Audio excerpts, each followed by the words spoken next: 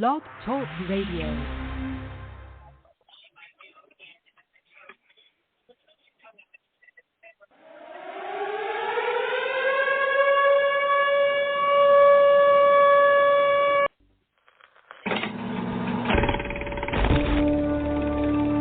As the 21st century began, human evolution was at a turning point.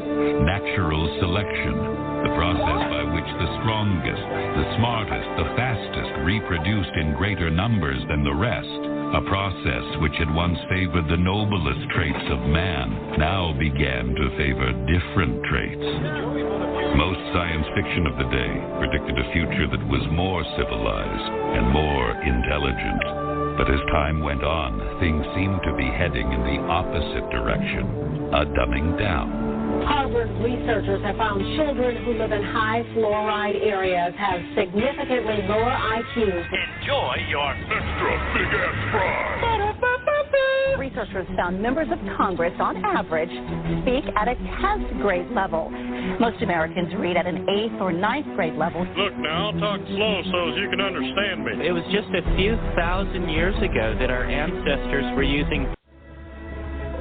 All you ever hear about in this country is our differences. That's all the media and the politicians are ever talking about, the things that separate us, things that make us different from one another. That's the way the ruling class operates in any society. They try to divide the rest of the people. They keep the lower and the middle classes fighting with each other so that they, the rich, can run off with all the fucking money. Fairly simple thing, happens to work. Do you know anything different? That's what they're going to talk about.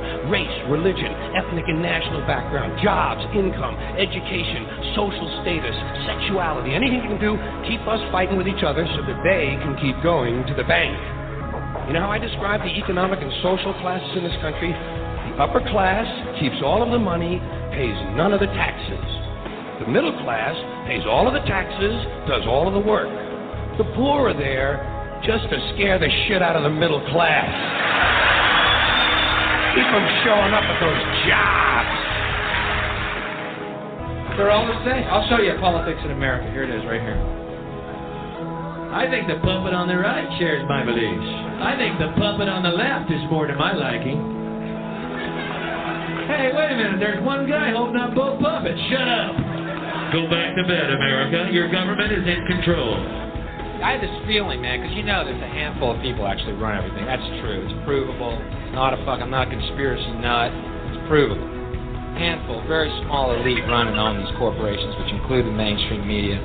I had this feeling who's ever elected president, like Clinton was, no matter what the promises you promise on the campaign trail, blah, blah, blah, when you win, you go into this smoky room with the 12 industrialist, capitalist scumfucks who got you in there, and you're in this smoky room, and this little film screen comes down, and a big guy in a cigar rolled a film. And it's a shot of the Kennedy assassination from an angle you've never seen before. That looks suspiciously off the grassy knoll. And then the screen goes up, and the lights come up, and they go to the new president. Any questions? Just what my agenda is. First we bomb Baghdad. You got it.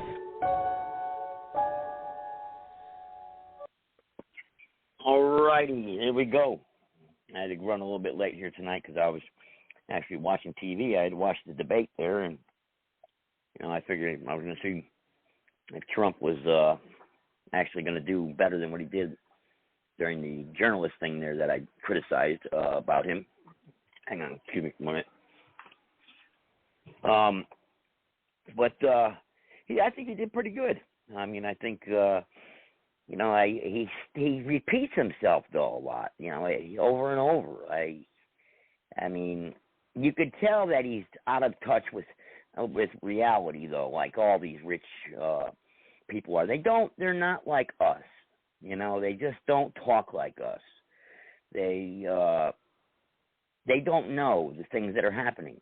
They live in a bubble, which granted, Donald Trump can't go to the local grocery store and load up a cart of groceries and go grocery shopping. I mean, he'd be surrounded by people. He's famous. Or somebody would try to kill him. So, granted, he lives in a bubble, in a world. that he has to get his information through other people. You know, he can't get information like we get it. You know, you're almost for sure of that. You know, he can't go to the movies. He can't go out for a drive in his car. He can't hop on his motorcycle and go down the highway. And, you know, he can't go over his buddy's house down the road. He can't do those types of things. So we have to look at it from that perspective. He's only going to get information that from what he reads or from what he's told by his advisors, and most likely through his campaign advisors. So that's why I pick up on that, because he doesn't, you know, he even though they try to talk like us and talk about the issues that face us, but in reality they really don't. But you know, he repeats himself. You know, so I found he made a couple stuttering mistakes, which is understandable. I mean, he's a human being; he's not perfect. But Kamala Harris, she obviously was scripted, and she basically said nothing. I mean, no policy. She outlined nothing as far as a plan. She's going to give a $6,000 tax credit for the child tax credit there. Well, okay, you're not going to be able to do that unless Congress and the Senate allow it, first of all. Okay, so you're not going to do that. All right. The things that a president can do, she did not say, she didn't give any answers from what a president can do. A president can propose those things, but the chances are it's never going to happen. So what a president can do, like securing the border, she had no answers. And the abortion thing, when Donald Trump said about the 7th, 8th, 9th month, she did not give an answer. She looked at him like, oh, how dare you ask me that question? You know, you're not supposed to do that.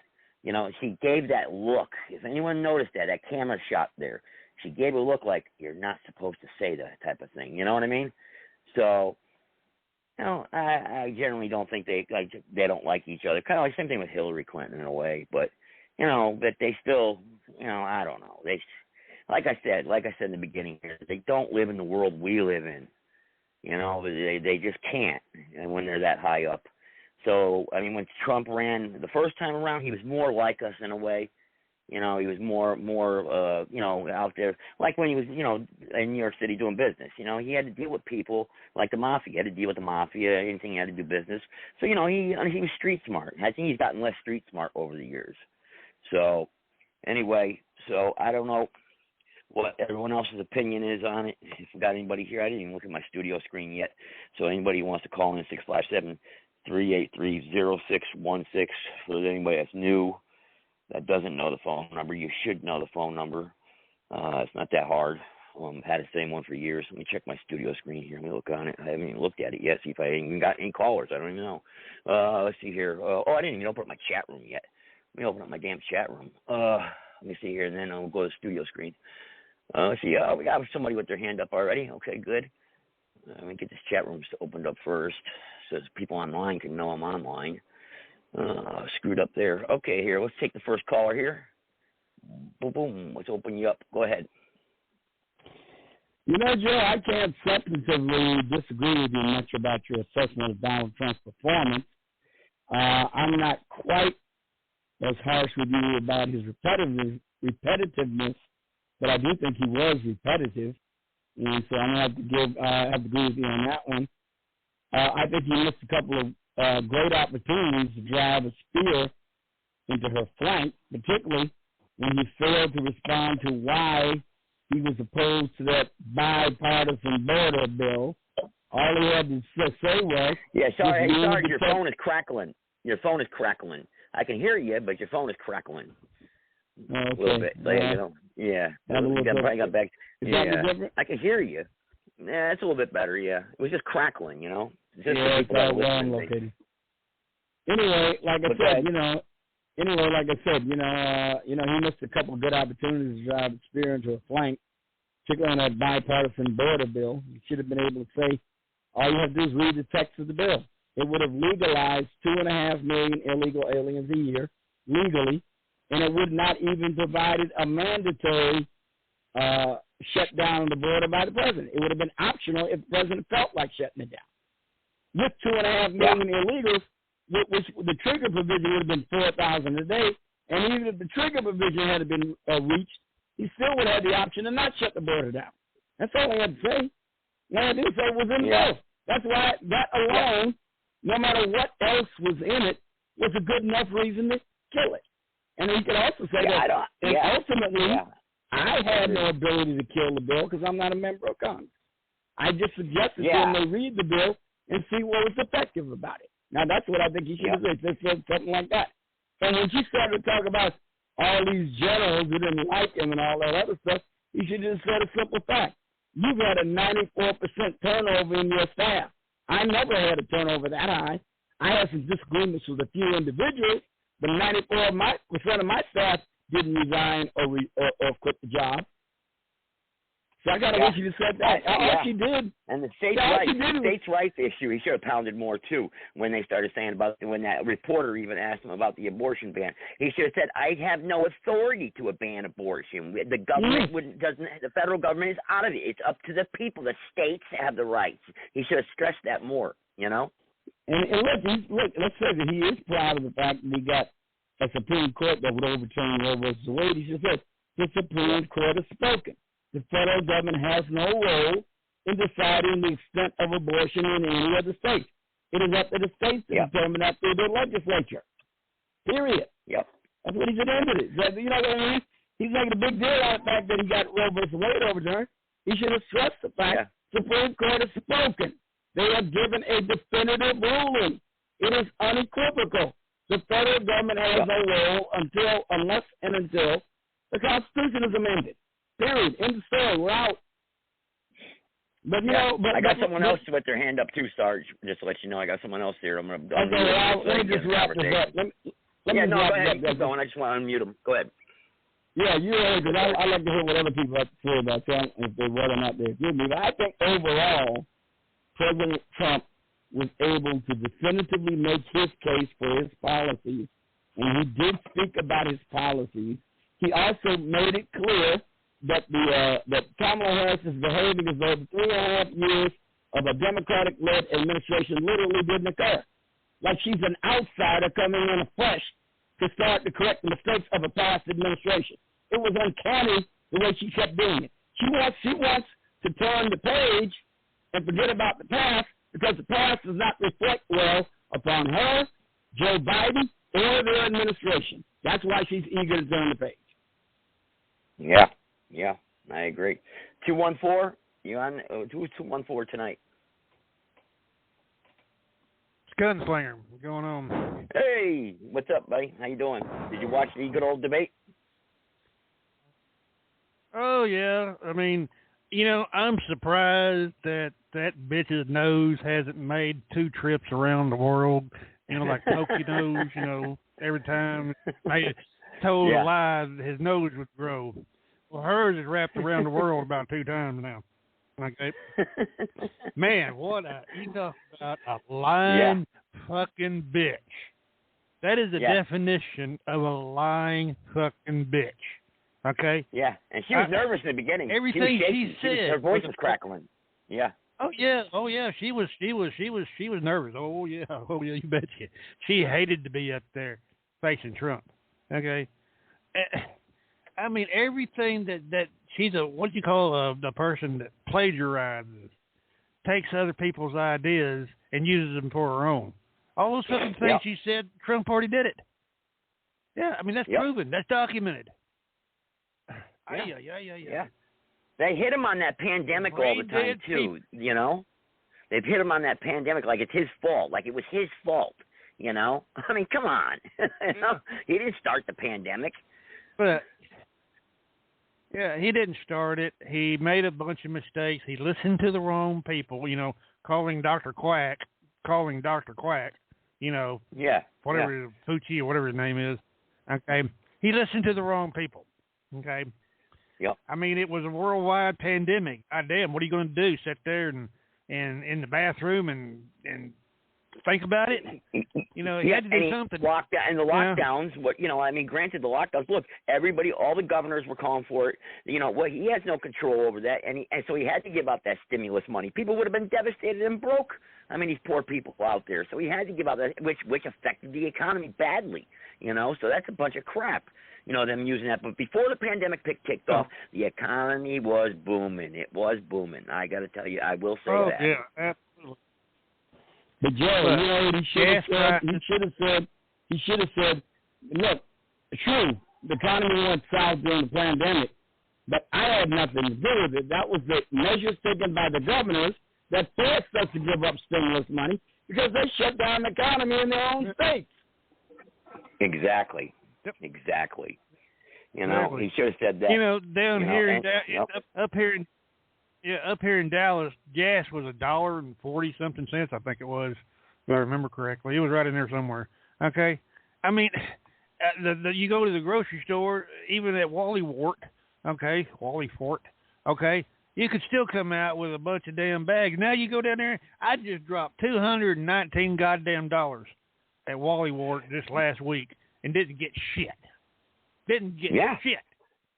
Yeah, he should have stressed that more. He should have stressed that more. That and the World War III thing scares people. The foreign policy around the world scares people. You know, and the Afghanistan thing he should brought up more. You know, because he didn't stress that. And the pipeline. That's devastating. That pipeline. That would have won over all those voters right away. You know. Well, he did mention the pipeline. He said, the poopy pants shut down the one here, but approved and supported the one over there in Russia, that went all over Europe and all that shit. So there's your traitor right there. He's a fucking traitor. Both of them are. Yeah. Okay. Yeah. I like what he said. Joe Biden getting out of bed at 4:00 in the afternoon. I like that. That was good. That was a good one, Yeah, I liked it also when he said, "Where's the president? Is Joe Biden still the president? Where is he? Who's seen him? Who's heard from him? Where's the elbow? Honest to God, have you seen Joe Biden? Where is Joe Biden? Is he still the president of the United States? He never really was, but he's less so now than ever. Yeah. Oh, yeah. He's completely non-existent. Nobody knows where he is. This here cunt can't even hardly get a few hundred people at her rallies, okay, when she even has one. Trump draws in tens of thousands. I mean, the what proof was that is in comment? the pudding. Why did she make that comment? Why did she say that? That was stupid, It's stupid. Well, coming from a person that is stupid, saying stupid things. You know what, though, guys? It was stupid, but, in a way, I think she was told to try to bait him on that issue because it's a point of pride with him, the crowds he gets out there. He was able to get a dig in on her about the fact that she's got to AstroTurf and pay for people to show up to a rally, and that's pretty much an established. But I think they kind of told her to bait him about that stuff so she could get him off his point, and he never did actually answer that question of why he was against the bipartisan. We noticed that was when the bipartisan border bill came up, and he did not get a coherent answer as to why he opposed it and why he helped to kill it. And he had a perfectly good reason for it, but she got him off track because I think they had told her his rallies are a point of pride with him because they're so huge, they're so organic, they're natural, unlike hers. And I think she might have figured, well, this is a good chance for me to throw him off his game. I'll bring it up at this time. And I think it kind of worked. Yeah. It half worked and half didn't. Yeah. But, again, what we always talk about, the people you guys, I think, brought up on one of the other shows is that the people that are in the middle, that I don't think he would won anybody over that's in the middle. And I don't think she did either. I don't think there was any points to win over those people that just are not, that haven't decided yet. The people that go to the polls and then decide. I don't think either candidate won them over.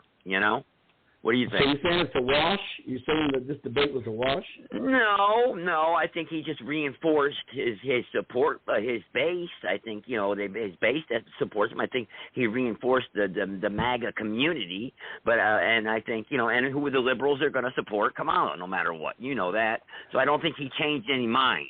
And neither did she. You know what I mean?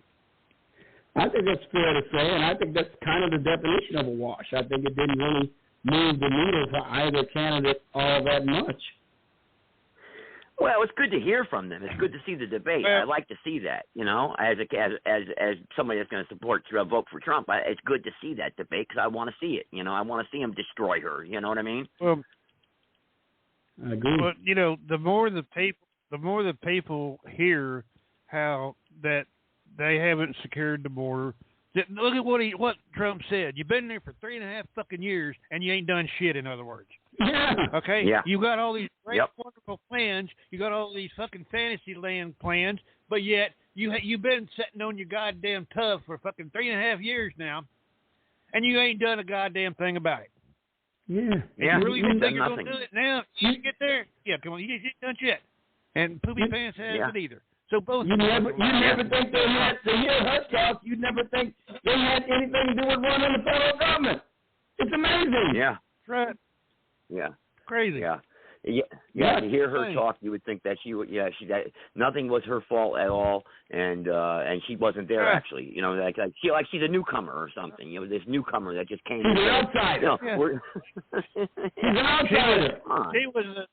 She was the border czar. Okay, where was you, Camel Toe? On your knees somewhere, sucking some of your staff off? I'm sure. Yeah. He should have brought that up too. He should have brought that up, her infidelity and and stuff like that. That would have been a good one. I'm kind of glad he didn't bring that up in a way. I'm kind of glad he didn't actually, because they would have been harping on that to the exclusion of everything else. But you know what? But she attacked his character. She attacked his character, Well, she accused him of being a felon, which he isn't. He's a convicted felon. She ought to know better. She's a lawyer. He's not a convicted felon yet. But she accused him of being that. She accused him of being found sexually liable for assault. Well, that's true. The problem is that it was all lawfare. It was all made up. It was all made up charges. It was kangaroo court shit. Anybody in their right mind can see it because we're able to see starkly the evidence and the case for ourselves. We don't have to guess or wonder about it. I really found it fascinating watching this woman up there. She didn't do it exactly, but did you notice how many times she nervously smiled? Nervously. Yeah. She was able to restrain the cackle, but she couldn't stop that nervousness. It kept coming through. She knew she was caught on a lot of points. And the ABC moderators, the only fact checking they did during the whole debate was on Trump. They didn't do one single fact check on that lying biatch. Yeah, I know. You could tell they were just totally unfair towards Trump. You could tell the nasty comments that they were making and everything. Come on, it's totally just one-sided all the way. Yeah.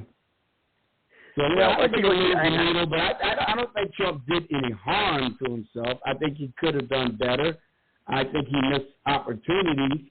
But overall, he was able to repeatedly emphasize the points he wanted to emphasize about the economy, about national security, about the things the president actually has the authority to work in, like diplomacy, national security, the border. Those are the things the president can actually do.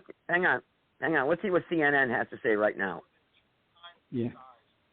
If I can get it. There's a lot of voters there, a lot of people to talk to, and I know that the vice president is going to be spending a lot of time in the Philadelphia suburbs. I also know that going to Erie is important as well. Take that from me. A governor's been there many, many times. I think our soon-to-be vice president, Tim Walz, was in Erie just last week. That's critical as well, but you got to show up. You got to let folks ask you questions. You got to let your tires get kicked, and you got to show the good people of Pennsylvania you care about their neighborhoods. And I know Kamala Harris is going to do that. All right, Governor Josh Shapiro, thank you for that. Jake, back to you. Thank you so much. One of the things that's so interesting about tonight, as opposed to the interview you did with Vice President Harris, was that a week ago? I don't even know when it was. 10 days ago. Anyway, you asked her about the racial comments when Donald Trump said that she never identified as black before. It's nonsense. It's a lie, whatever. Right. She wouldn't even talk about it. Right.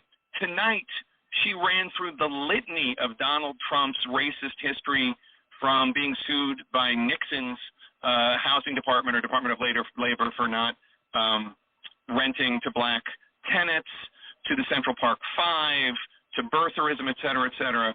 And again, he took the bait every single time. He's literally there defending the indefensible in terms of his calling for the death penalty for the Central Park Five.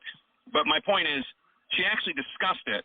I don't think that she was waiting for a bigger audience, 100 million people watching tonight or whatever. I think that that Trump continues to make inroads with black men, and she felt like she probably had to staunch some of the bleeding on that issue. I think both can be true. I thought her response to my question was, same old stuff. Next question, she was ready to say something pithy and kind of the back of the hand, like the blow off, and move on. But in the back of my mind, I wondered if she was holding her best stuff for this, to be with him on the debate stage. So, but I think that could be also true, that she's making inroads with black men. What do you think? I thought she said it because he's making his response was he didn't care, right? He didn't care about the race, or she can be whatever it is she wants to be, which essentially was not only condescending and patronizing, but also demonstrably inaccurate based on the statements that she actually laid out as to his concern for race and gender and beyond. And I think that she was waiting to address that particular moment in a way not to choose her audience, but to respond to what he had to say. And I think the idea of her talking about her race and her gender, which are both quite obvious to the American voter, the American people, I think in many ways that is an attempt for him to try to bait her, to suggest that that is Trump over her qualifications, her skills, her value adds as a contributing member of the administration, as a senator, as an AG, and beyond. And I think she's cognizant of the way in which America also views women of color in positions of power, and I think that she was waiting for the opportunity to address a specific claim as opposed to, what do you think about race and racism? It also felt to me like there were some really key parts of it that she laid down there for Trump to pick up, and then he just went and picked them up. Like, he defended, to your point, he defended his false accusations against the Central Park Five. He literally did not have to do, but he decided to do it. He also then went down a rabbit hole on Charlottesville. I mean, it's useful to the Harris campaign to have Trump revisit all of the most unpopular parts of his history and his personality and his attitude and his lack of remorse. That is a useful thing, more so than her defending her own race and racial identity, which honestly she barely did. I mean, she did it very briefly, and then she just created a scenario in which Trump just went down a rabbit hole that was set for him. That was honestly the whole debate in a nutshell. I was going to say it happened over and over again on the issue of 2020 and relitigating that. I talked to a top aide this weekend who said he wants to do it. He knows he shouldn't. He's been told that being forward-looking is a much better strategy for success, which I took to mean probably do it. Despite what he did do it. Can we talk about Taylor Swift? Okay, all right, there we go. But anyway, as you can see, what they're trying to do is, mock Trump. That's CNN, of course. Everything that Trump did and does is wrong. And he didn't mention Charlottesville. She did briefly, and he made a quick comment, and that was it. So there wasn't too much made about Charlottesville. Well, they've already distorted that issue beyond recognition anyway. I mean, you know what he said at Charlottesville. He didn't support the Klansmen or the Nazis. He said there were good people on there who objected to the destruction of their historical heritage. He said those people were just fine and had every right to make the protest over what they believed was an eradication of the past. And that cult was unwarranted. And they've distorted that ever since. One day of rioting by people, and they completely ignore 3 months of rioting in major cities across the United States in 2020, encouraged by Kamala Harris with a Minnesota Freedom Fund, bailing out people accused of murder, arson, batteries, assaults, major thefts, everything. They were bailing them out of jail. He's got the nerve, she had the nerve to talk about one day on January 6th when he told people to peaceably protest down at the Capitol. And they're locking up grandmas who just walked around and took selfies. One woman who's a grandmother got put in jail who didn't even enter the Capitol. She didn't even go in. They tracked her on a cell phone and charged her with participating or soliciting or something unauthorized access to the Capitol. She didn't even go in the Capitol. Exactly. Oh man, it was just so distorted. What do you think, Gunslinger? I mean, look, the racials. I mean, like Charlottesville and everything. Listen, man, I don't even like it when they bring that crap up because you know what? It has nothing to do with today. It really doesn't. You know? What do you think, Gunslinger? I think I still got him on here. I'm not sure. I'm sure my studio screen went. You there, Gunslinger? Yeah, I'm here. Oh, okay. What do you think about the when they were talking about the Charlottesville? He brought the Charlotte. Doesn't that piss you off when they start bringing about the? I mean, because it really has nothing to do with today. I mean, the social issues of 2016 has nothing to do with today. You know, I mean, I mean, look, like you were talking about the grocery store prices. That's what we need to be talking about, man. You know, fixing this damn economy. You know, that's what we got to be talking about.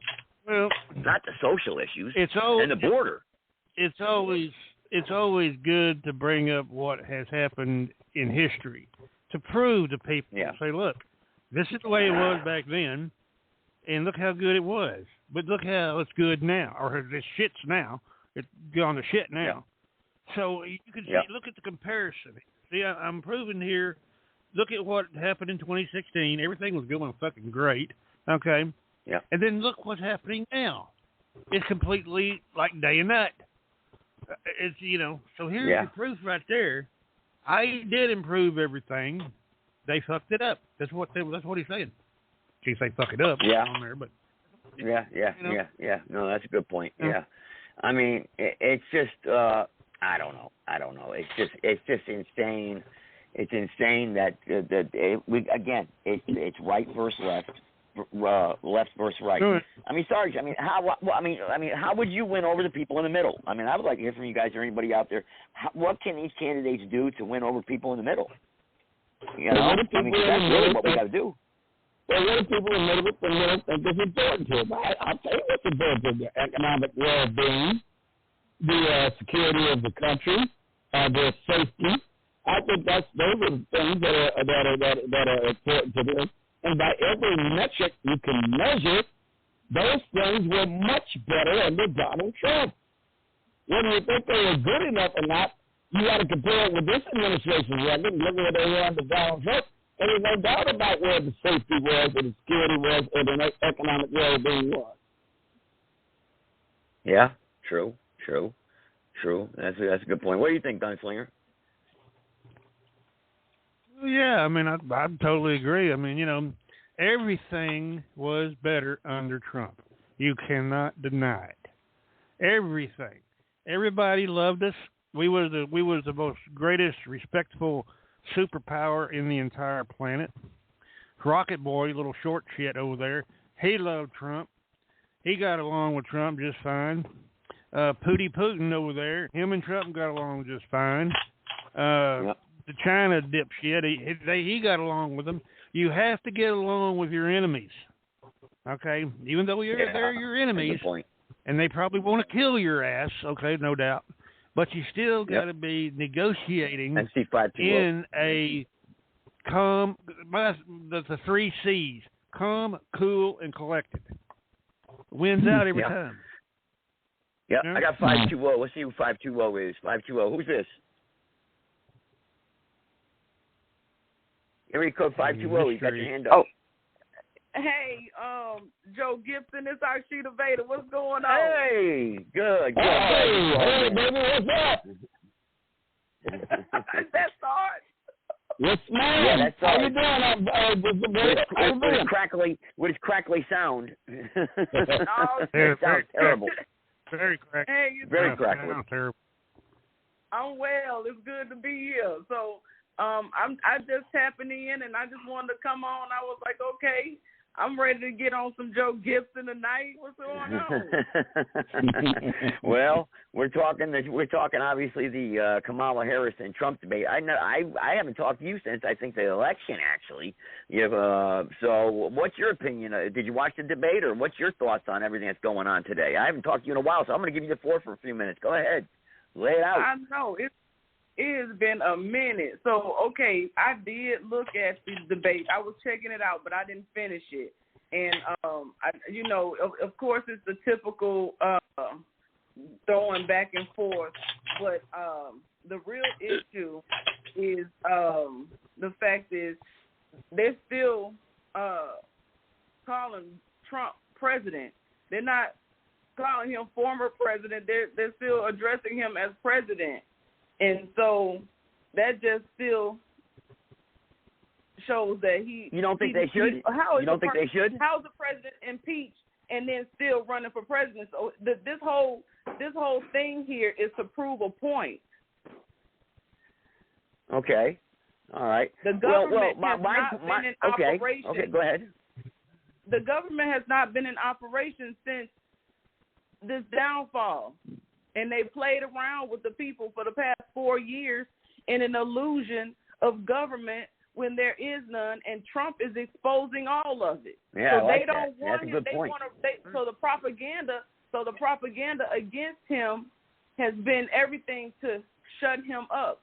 And he's the only one that's been able to stand up to even whatever this shooting incident was and really what that was all about, to get to this point.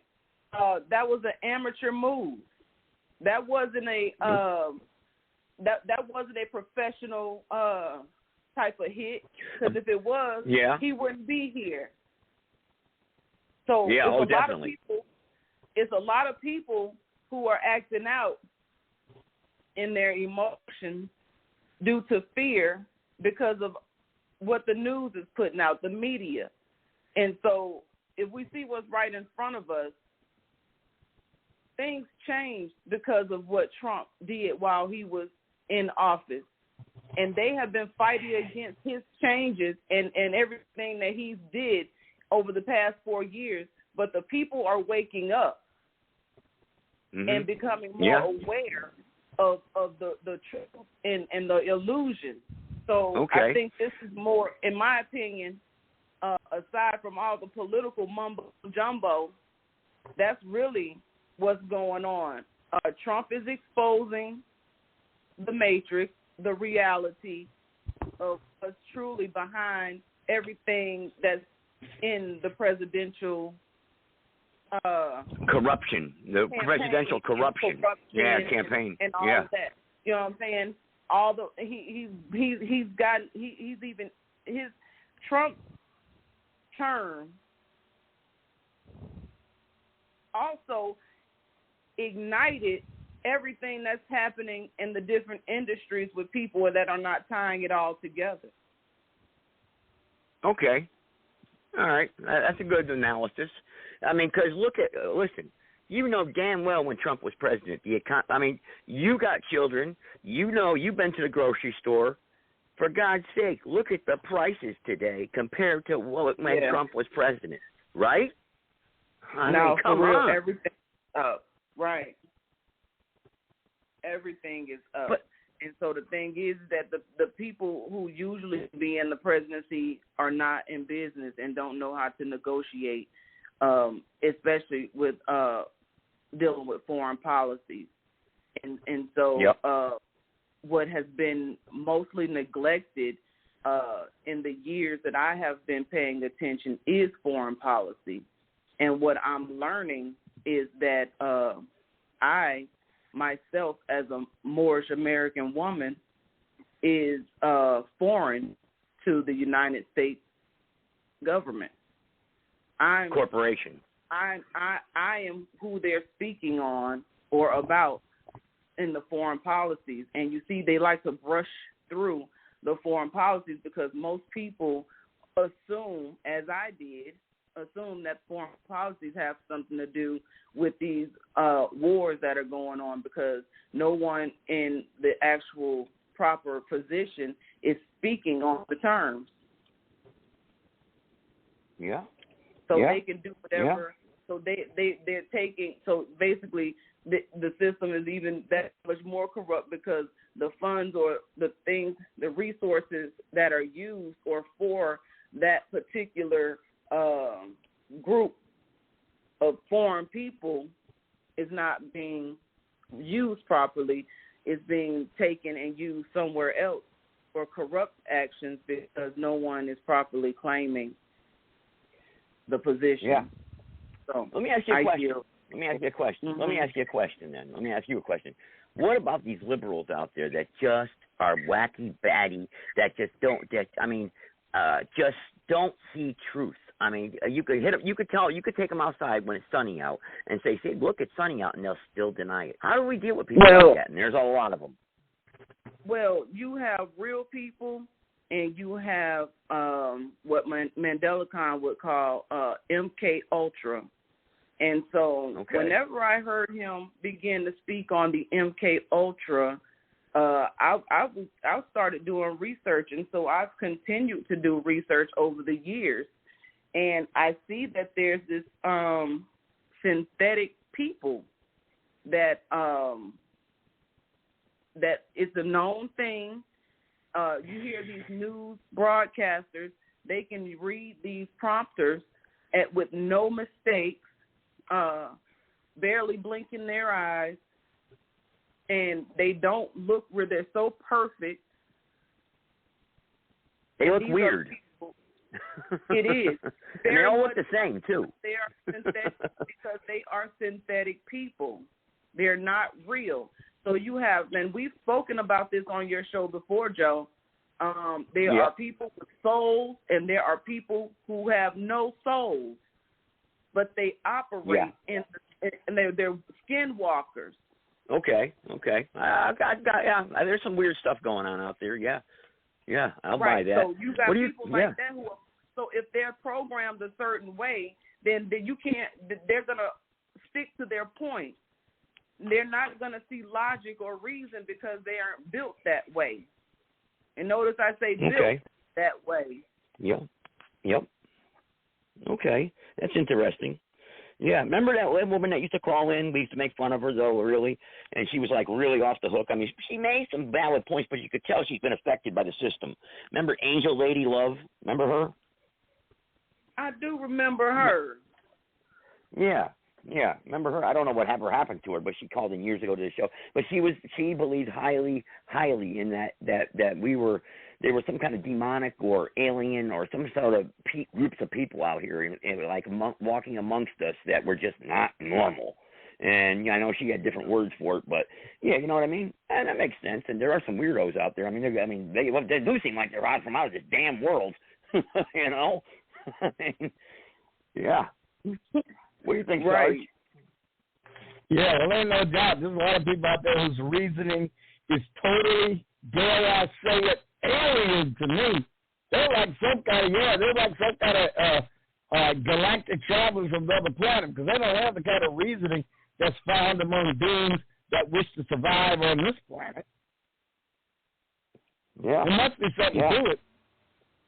Yeah. You know your speaker's so fuzzy, and you be like right in the phone. You got to pull the mic away from your mouth a little bit, Sarge, so we can hear you clearly because you're real bad. It's crackling. Yeah, you're crackling bad. Does this sound better now?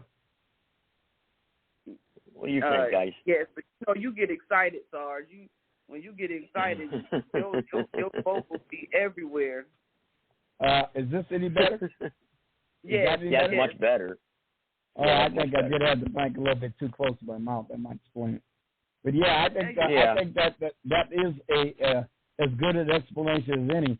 That we are literally surrounded by beings from another dimension, at the very least. Demonic, definitely, at the very least. Yeah. Well, energy. The energy on this planet has been here well before we got here, and it's operating inside the people who are willing. And so this is why we have to center ourselves and get our chakra system in alignment with. You can only be right when you're in alignment, right? So if you're all out of whack and you're open and vulnerable to energies that you are inviting in through your actions and behaviors, and you allow that energy to take over your vessel, they'll begin to operate without your permission. And when you get rid of it because you cleanse yourself and you get your mind right for a minute and you go back to it, they come back with 7 more, and that's in the Bible. Yeah. And so yeah. that's when you become troubled by legions of demonic energy. And just so you know, before I forget, I want to tell you this. Actually, in a few weeks, I'm going to probably have one of those. You remember that woman that did that movie, The Conjuring, that was with that doll that was possessed? There was a woman, Warren, I forgot her name, Warren something or whatever. Remember that movie with that doll that was possessed? Conjuring was the name of the movie. And she, Lorraine Warren. No, man, I forgot what the heck. I think it was named Conjuring. I think that's what it was called. It was with the doll that was possessed. Remember Annabelle? That movie, Annabelle? Yeah, I didn't see it, yeah. though. Yeah, I stopped watching that kind of stuff. Okay, well, there was a woman that was personal friends with that woman. She died, that woman, actually, but personal friend. And she's one of them spiritual people that goes out and battles spirits, and she's like one of those mediums. I'm going to try to get her, and she's worldwide known. I'm going to try to get her on the show. So she's already said she's going to come on. So I was just talking to my brother. I said I don't call myself a medium, but I am a vessel to be used to bring forth message, and I'm protected. Hello, Lorianne, in the chat room. So I just want to say hello, Lorianne, in the chat room. Go ahead, Archibald. Sorry, I didn't mean to cut you off. Hey, how you doing? I don't call myself a medium, but I do receive messages through spirit energy. Okay. And energy. Okay. People that know what's going to happen. Yeah. I even know that was something that they have heard from a loved one that's passed away. Really? Yeah. So let me just go. All right. So give me your prediction. Give me your prediction then. What do you think Trump's going to win in November? I don't do predictions. It's just I was just trying to get you. I know. Just trying to get you.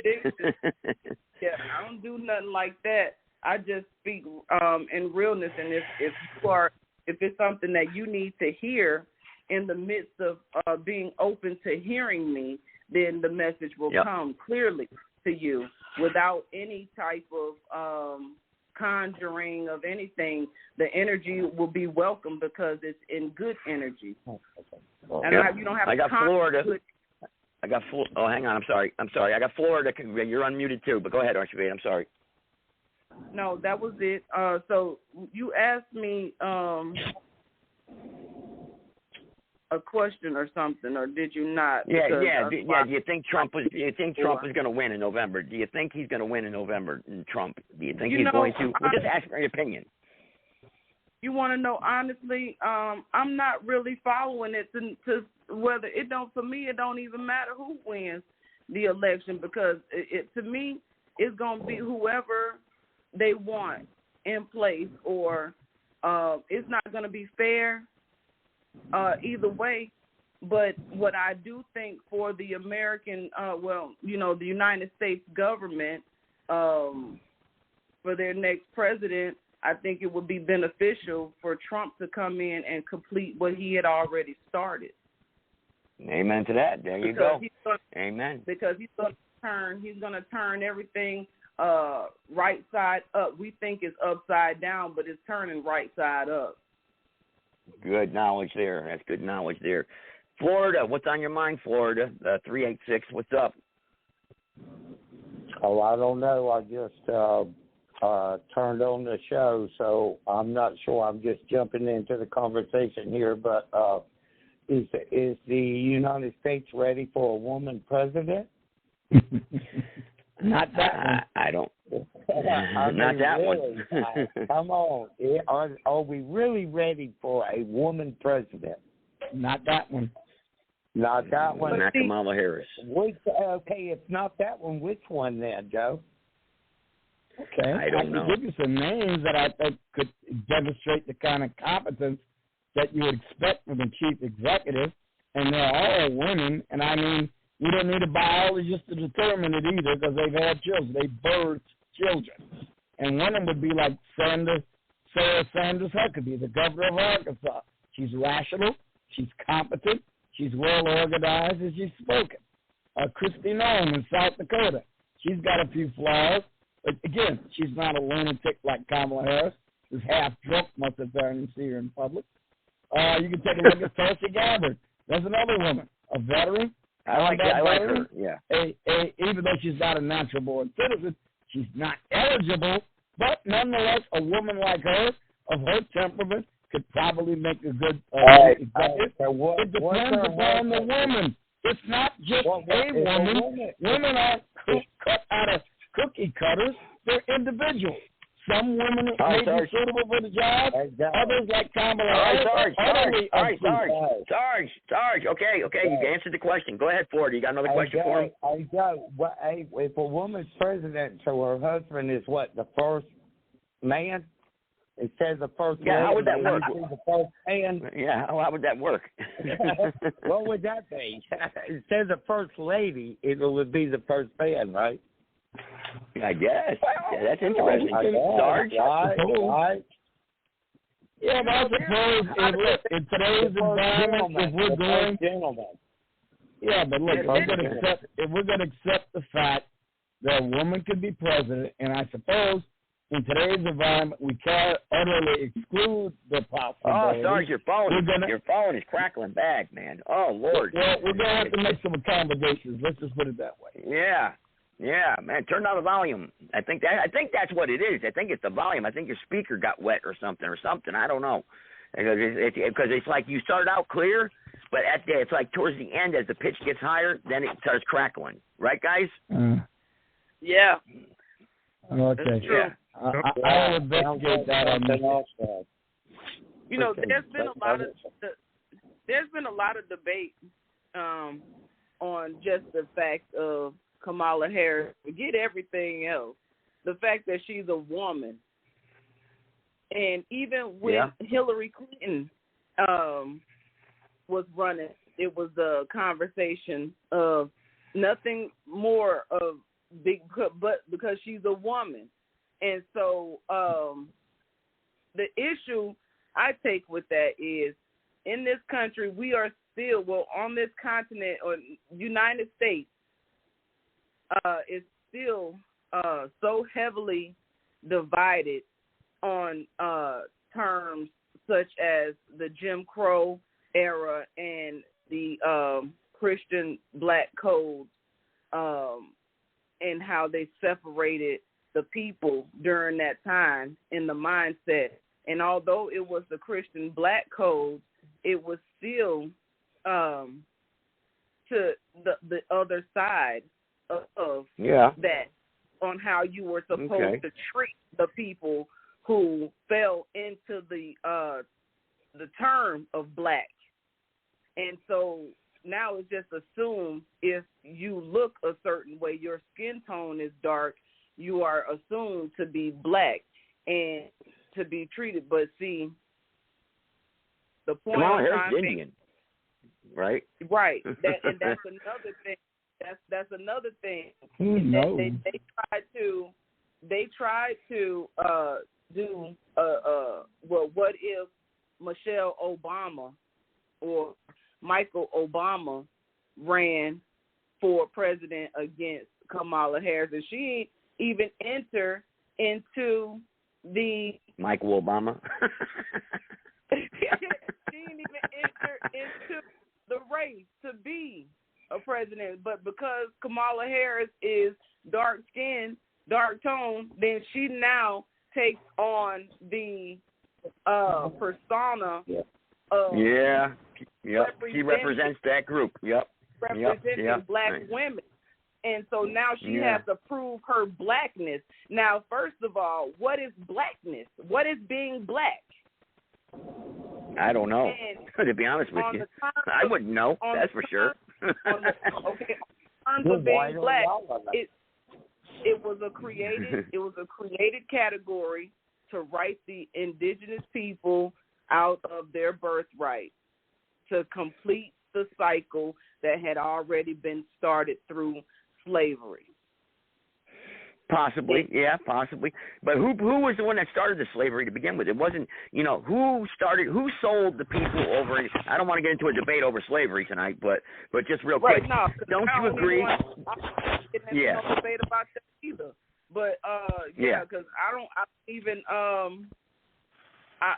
I don't get on those terms, and you already know that, Joe. Oh yeah. Anyway, anybody wants to get on the call tonight or wants to contribute, you got to press 1. Press 1, and I will unmute you and unmute your line, and you guys could talk. You could be remain anonymous, whoever it is. I see a bunch of new callers on the line here tonight, so anybody just press 1, and you can join the conversation. We're talking about the Trump-Kamala Harris debate here tonight. If anybody watched it, or you can talk about anything else. I mean, as long as it's something not off the wall, nuts.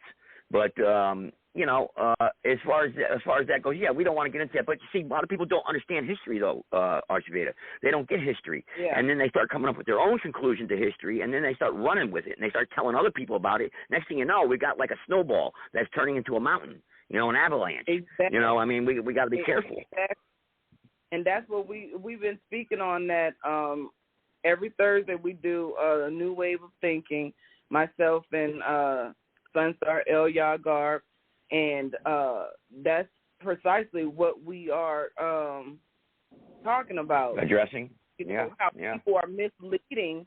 They're using information, and then they take that information and mislead other people, the masses, and then they keep them there and bound because they have the people feeling as though they're being promised something to come that's never to come. Yeah. Look what they did to me. Look what they did to me in the news media, Archibald. Look what they did to me running for public office here in North Carolina. First, they tried to get me kicked off the ballot for a crime I committed 30 years ago. Then they started calling me, and then when they lost that issue, then they had to call me a Nazi. I mean, come on. Wow. So, and that's only because I opened up my platform to interview all different types of people. And why are they so set against you? Because you don't follow the.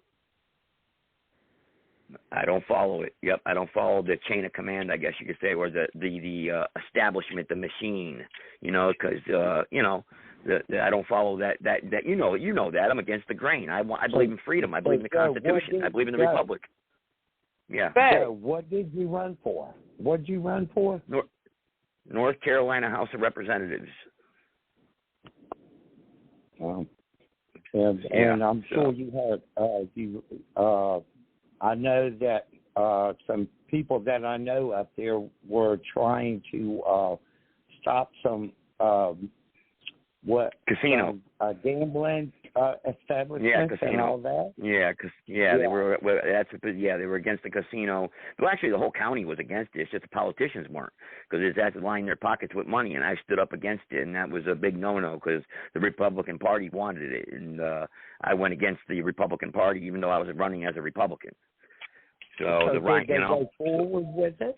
Did they go forward with it? Pushed you straight on up out of there. They was like, no, he's not part of the team. He wasn't throwing up the they gang scrapped symbols. Joe, you ain't throw up the gang No, symbols. can't do that.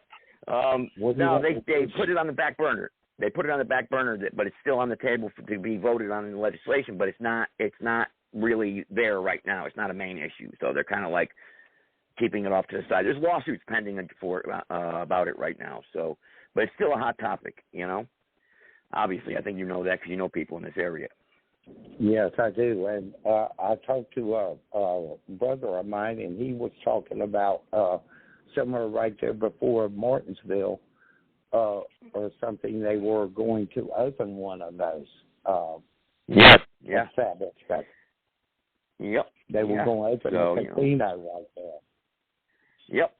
So, and what happens when you open a casino? Tell me, what benefit is the community going to get from a casino? Tell me.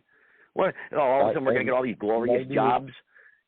Maybe if you got a motel right near there or a bar. Oh, a motel. There. How many jobs is that going to create? That's going to create a lot of jobs, huh? Right. A lot of manufacturing jobs there, huh? They about to put a new casino out here in a real congested area already, which is going to cause more congestion towards the area that needs assistance. So because the people who are building the casino, they agreed to repair the roads, you know, in that area. The roads. So, yeah. So and out here, they are actually working on the roads everywhere. So whoever's building that casino or bought that land there, they have put it into their contract the repair of that road as well. Oh, so you boy. know the people. So yeah. Yeah. So now, you know what we need? We need jobs. Yeah.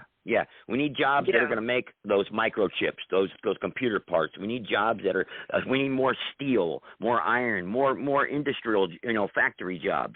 Jobs that are going to pay $40, $50, $60 an hour. Think about that, Joe.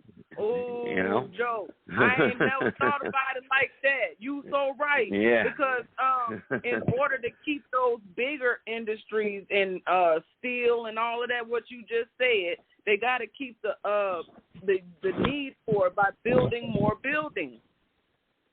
Yeah, that's true. Absolutely true. But again, tonight, look, if we don't get Trump into as being, even though, look, a lot of people don't support him, a lot of people do. Fact of the matter is, he's good for the economy. His policies are good for the economy because we know the Federal Reserve really runs the economy. Runs the money. The Federal Reserve, the central bank. We went over that last night. But the bottom line is this. Trump's policies work. Simple as that. And giving tax cuts to corporations creates jobs. Poor people don't create jobs, okay? Yeah, giving a tax break to the poor people, of course, that's great. But they don't create jobs, Okay. No, you saying so. You saying the right thing. You make it sense. Yeah. And you got to remember, Joe, poor people don't pay very much in taxes. The bottom 50% of taxpayers pay 4% of tax revenue collected. Well, where are they going to get a refund? They ain't paying no tax on the first. Exactly. So, and that's people, so crazy. I don't know. I'm poor and I'm paying too many taxes. I'm too poor. And I'm working and I'm paying way too many taxes. Yeah, you're paying. Yeah, but you're talking about sales tax. Yeah. We can abolish the sales tax. People who use in-kind services do not. They are tax exempt. They don't pay tax when they use those in-kind.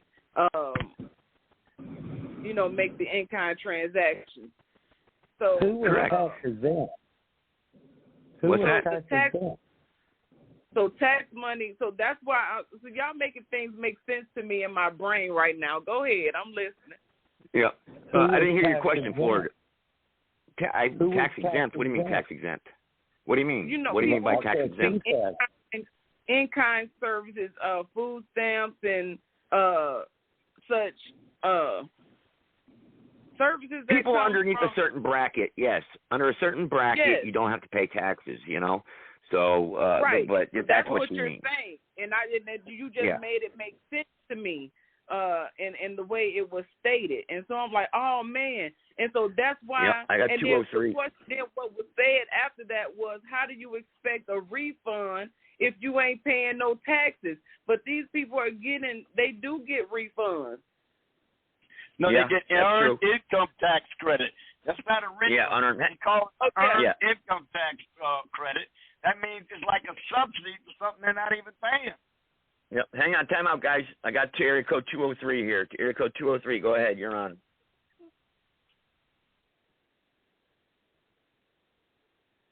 Area code 203. You're unmuted.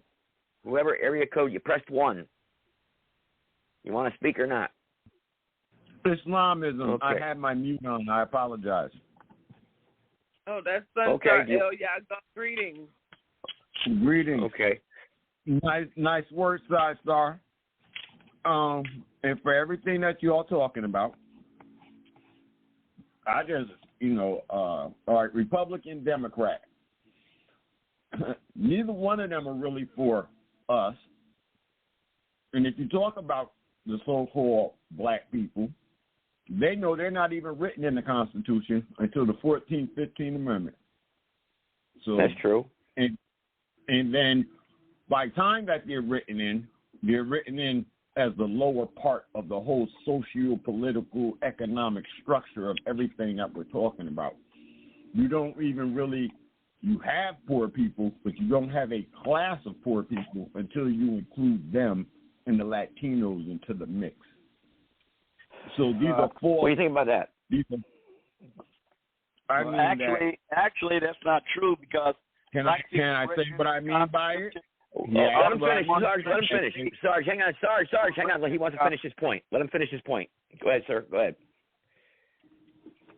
When we say people are poor, see, I know Caucasian or white people who are so-called white people who are poor, but they own their own house. They have 3 or 4 cars and a Winnebago sitting in the back, and they're poor. Then I know poor people. So when I make that comment like that, I know about all New York and the building of this land and the poor people who were here, and I know all the different colors and the Italians. I know all of that. But everybody who was not one of those black or African Americans got to stand on top of those black and African Americans and build themselves up and their families up on every level. So when I say that, it's qualified by being black and African American, you are at the bottom of the level. None of your schools, your HBCUs, were designed by you. The NAACP wasn't designed by you. Urban League wasn't designed by you. Go back and look in the books. One of the HBCUs was done by Spelman, who is one of their wives, Spelman College. So you just look at all that building, and it's like that group of, you have the Italian community, you have the Irish community. You have no such thing on this side where the people went and have a little club to themselves and where they built something for themselves. And so that puts them at the bottom of the socio-political economic ladder, no matter how we cut it. When we talk about building the big cities, the migration from the south to the north, there was a whole bunch of redlining by the federal government according to skin color. So we know all this stuff. But we still fail all the children today when we talk about, oh, they need to have a job. No, they don't. They need to be entrepreneurs. They need to think above a job. And then when we talk about all the problems, we say there's a school-to-jail pipeline. We say the schools just want to educate people so they can have them work. They don't even teach most of our children cursive writing anymore because they don't intend on them owning anything. So this flips the script when we start talking politically and socially about what needs to be done, how it needs to be done, and who needs to be doing it. It does not leave room for what. And I like Trump, and I voted for Trump in 2016. And you are right as far as business and moving this country forward. Trump is the right dude to have as the president of the United States doing what it is. I agree with all of that. But the average person, especially when you talk about skin color, the black and African Americans disassociated with all of this. And the ones of them that are successful are basically sellouts. Everybody said after the 60s, oh, we got to get in there so we can make a difference. So I was born in 65. So you mean to tell me in 1990 I'm working in the jail system and in the incarceration system, and I'm still being told, oh, we got to send 10% of the population back to jail. So wait a minute. So from 1965 to 1993, this system hasn't changed, and we're all over the place. You're still taking men in jail and stripping them down. This system hasn't changed. Y'all don't see nothing wrong with that. I'm being told to look at men's penises while they take urines. We don't see nothing wrong with this. And this psychological effect is the main problem that's going on inside of all of our communities. Because if you talk to a lot of Caucasian kids or white kids, they don't know the history of America. They can't speak to you about the politics and the laws either. That's true. And they said it. They said it was dumbed down when they integrated. the teachings or the school teachings got dumbed down. So that's what we are today. You go out there with a mic and ask people about laws and stuff. People don't know what laws are. They use legalese instead of laws. They'll use colorable law instead of law to define who they are. So if I say to you, what is the supreme law of the land, what would you tell me the supreme law of this land is? I would say the Constitution. And the Constitution says the Constitution says that the supreme law of the land is treaties. No, it doesn't. And the Bill of Rights, yes, right? No, it doesn't. The Bill of Rights. Go to Article 6 of the Constitution and read what it says. That's what I'd like to do. That's why I'm saying it doesn't say that. And I'm telling you to go to Article 6 and read that. I'm about to break it out and read it.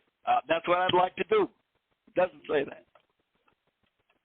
Okay. All right, Sarge. Go ahead and read it, Sarge. All right, but first of all, wait a minute, Joe. But before I say that, I'd like to revisit what was said earlier. The Constitution does deal with black people before the 14th Amendment. In Article 1, Section 8, the much maligned 3/5 clause does deal with black people. So it does. Now, it doesn't say black people because the Constitution is race neutral until the 15th Amendment. Even the 14th Amendment doesn't say anything about black people. It starts off with the words, all people born in or naturalized in the United States and subject to the jurisdiction thereof. So even in the 14th Amendment, it doesn't mention black people. And as far as treaties goes, it says that treaties that are done in the furtherance of the Constitution, that are made in furtherance of the Constitution, become the supreme law of the land. So any treaty that is unconstitutional and is not in furtherance of the Constitution is not valid constitutionally. He's not reading Article 6 of the Constitution because it clearly holds that any treaty. You're not reading. Again, let me read it. Let me just read it. One guy at a time. One person at a time, please. Yeah, I think it's just better to just read what it says, rather than either of us attempt to interpret it on what we believe. Let's just read what the Constitution says. How about that? Time out. How about we just read what the Constitution says? How about that? All right. Time out. Time out, Sarge. Time out, Sarge. Hang on. Disqualified, Sarge. You just said. May I read it? I'm ready to read it now. I'm ready to read it. 1 second, Sarge. We're going to qualify something. Before it's read, just so we all know, I do not go by what I think or feel. Please don't accuse me of that if that's what you do. Don't put me in that bucket, bro. Sir, look, I said let's not go on either of our interpretations, neither you or me. Let's just read what it says. Let's just read what it says. Let's not go what you say or what I say. Okay. All right, that's what I'd like to do. Would you let me do it, please? Read it, please. All right, here's this. Article 6, Section 2. This Constitution and the laws of the United States, now listen to this part, which shall be made in pursuance thereof, and all treaties made or which shall be made under the authority of the United States shall be the supreme law of the land. So, in order for the treaty to be the supreme law of the land, it must be consistent with the values in the Constitution. Okay. Anybody else now want to comment? So we got to make that clear. We got to make that clear because it's not just any law they make up. Like, okay, we're going to make a treaty that takes away everybody's guns. It's going to negate the Second Amendment to the Constitution. That will not be a valid treaty under the Constitution. No. Okay. The treaties that came prior to the Constitution. The treaties that established the Constitution. That wasn't done by treaty. That was done by the Constitutional Convention, and the delegates voted on ratifying it, sent it to the states where 3/4 of the states ratified the Constitution. No treaty made the Constitution. How did the United States come into existence? The United States came into existence by the Declaration of Independence in 1776. They fought a war with Great Britain to ensure the independence, and the British and the Americans negotiated the Treaty of Paris in 1783, in which Great Britain agreed to recognize the United States of America as a sovereign nation. Now, from there, once we were a sovereign nation, we then established the Articles of Confederation before the Constitution. We found the Articles of Confederation were inadequate and not adequate to create a truly national government. So we got rid of the Articles of Confederation and we formed the Constitutional Convention in 1787. After 2 years of debate and argument about it, they created the Constitution. The delegates voted on ratifying it. They sent it to each one of the states, 13 states, for ratification. Once 13 states ratified it with 3/4 of the vote or more, then that became the Constitution of the United States. Yeah, that became the Constitution of the United States at that point, but it had nothing to do with any treaty other than the Treaty of Great Britain recognized the United States to be sovereign, and we didn't even start with the Constitution. We started with the Articles of Confederation. Then let me ask you this: before or after the War of 1812? Because hang on. Well, we're not there yet. We're not there yet. We're not there yet. We just got the Constitution in 1789. Let 203 comment now. Go ahead. I want to read it too, but based upon what Sarge just said, I want to ask this question. No, I just read it. They come back and burn the White House back. I want to ask a question. Go ahead, sir. Why did Hillary Clinton and Obama stand up there and say, our friends, the Moors, were the first to recognize us on this land and put us into action as the United States? Now, that's just based upon what you just read. But they didn't recognize us as a sovereign nation until after 1812. Okay. Sir, you understand? Article 6 of the Constitution was written and ratified in 1789. The trouble with the Barbary pirates didn't happen until the 19th century. So it predated the instance with the Moors by at least 20 years. This is not true. The 1787. The Moors had nothing to do with recognizing the United States other than signing a treaty under Thomas Jefferson that recognized them so they'd leave our merchant ships alone in the Mediterranean. The 1787 treaty, a treaty of peace and friendship. Sarge, you are jumping over that treaty to state what you're stating, and I'm not saying. And what are you saying is the significance of that treaty? Then what is the significance? This is what I'm saying. Yeah, one person at a time, though. One person back and forth. Okay, go ahead. Listen, I'm reading the Constitution. This Constitution and the laws of the United States, which shall be made in pursuance thereof, and all treaties already made, or which shall be made under the authority of the United States. There were treaties already made. That's why Obama and Hillary Clinton got up there and said, we would like to thank the Moors as our first nation to recognize us as a sovereign nation. This is why it had nothing to do. Don't interrupt, Florida. Hang on. One person at a time. Go ahead. Keep going, 203. I'm sorry. Go ahead. It had nothing to do with the Berbers later on. It was a 1787 Treaty of Peace and Friendship that's being honored.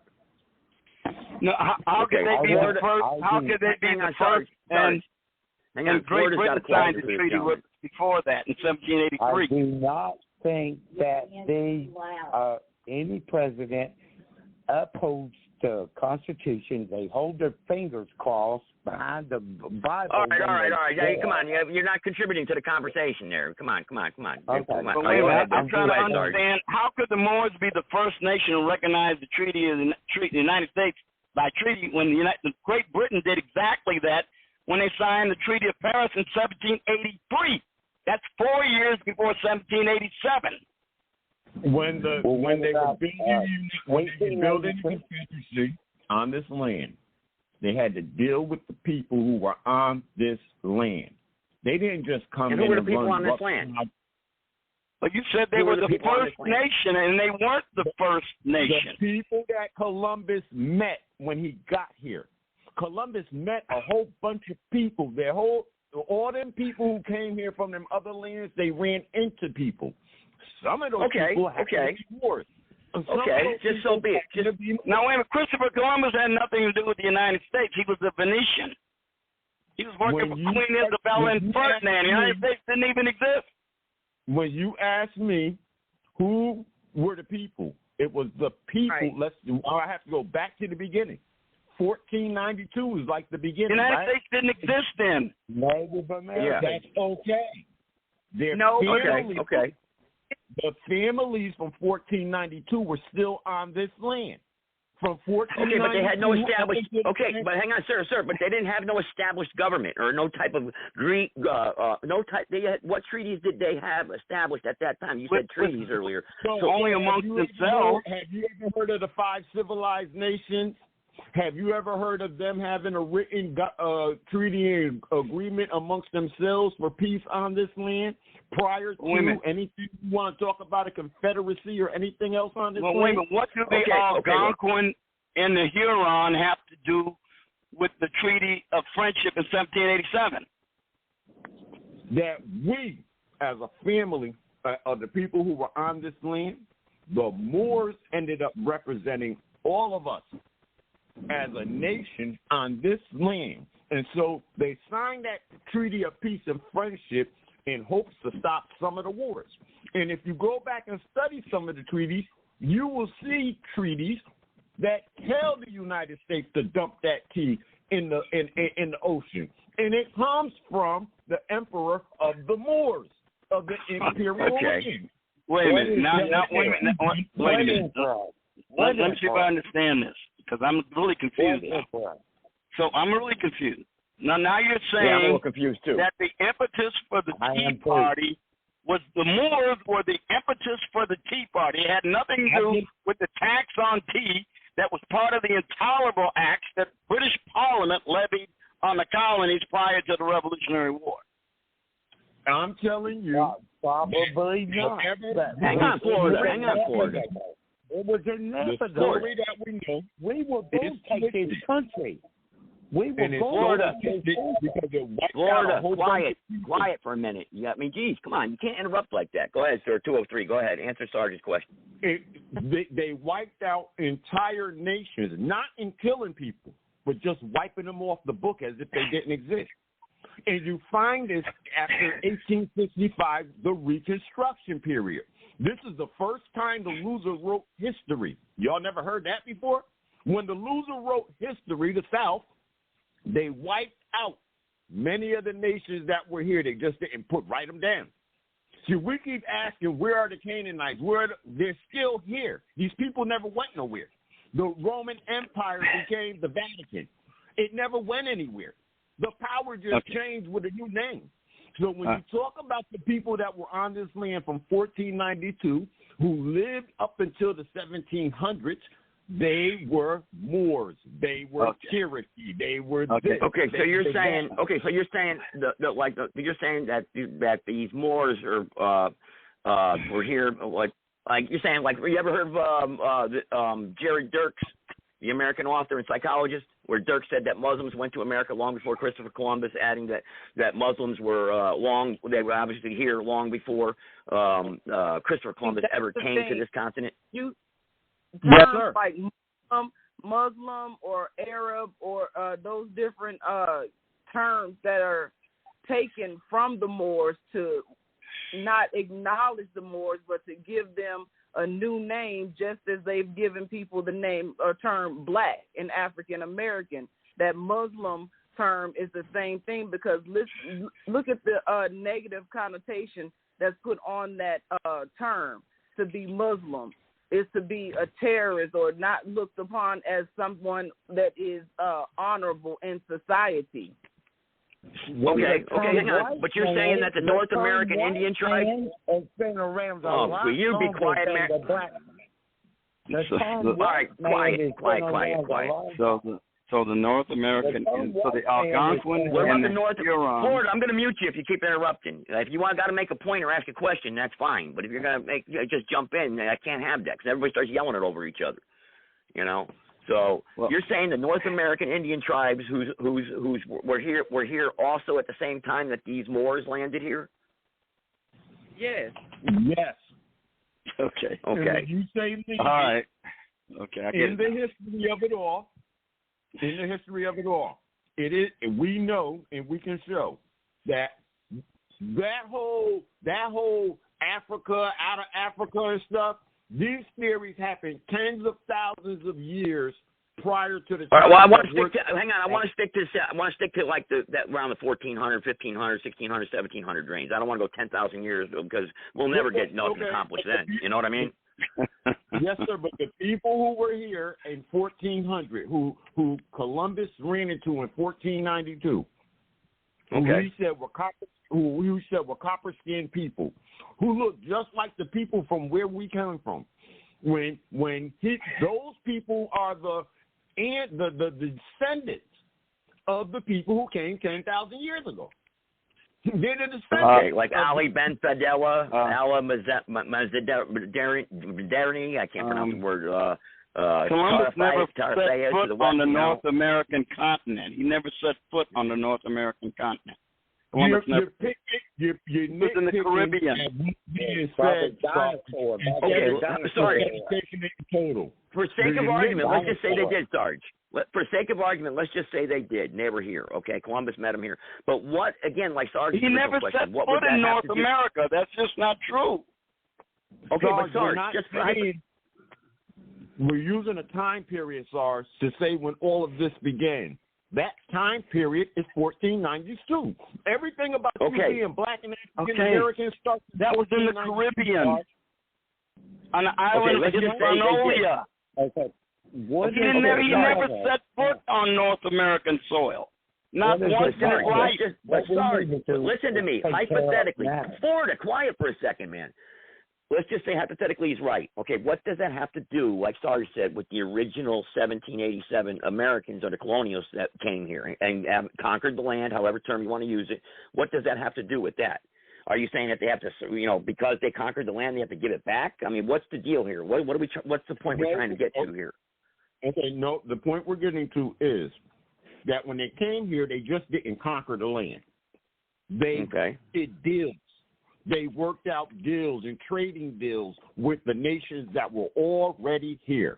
And within that, if you go to 1750, you see this was the First World War in 1750. And if you study it, you'll see they wasn't just fighting in North America with the French and Indian War. They were fighting all over. It was all the same war. So this is World War I at that time in 1750.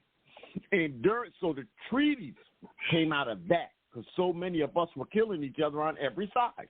The French were helping to kill the Britons, and they had Americans on their side, and the Britons were helping killing the French, and they had Americans on their side. Yeah, but in 1750, though, the Americans didn't exist yet. The Americans didn't exist yet. It didn't exist in 1760. The United States didn't exist.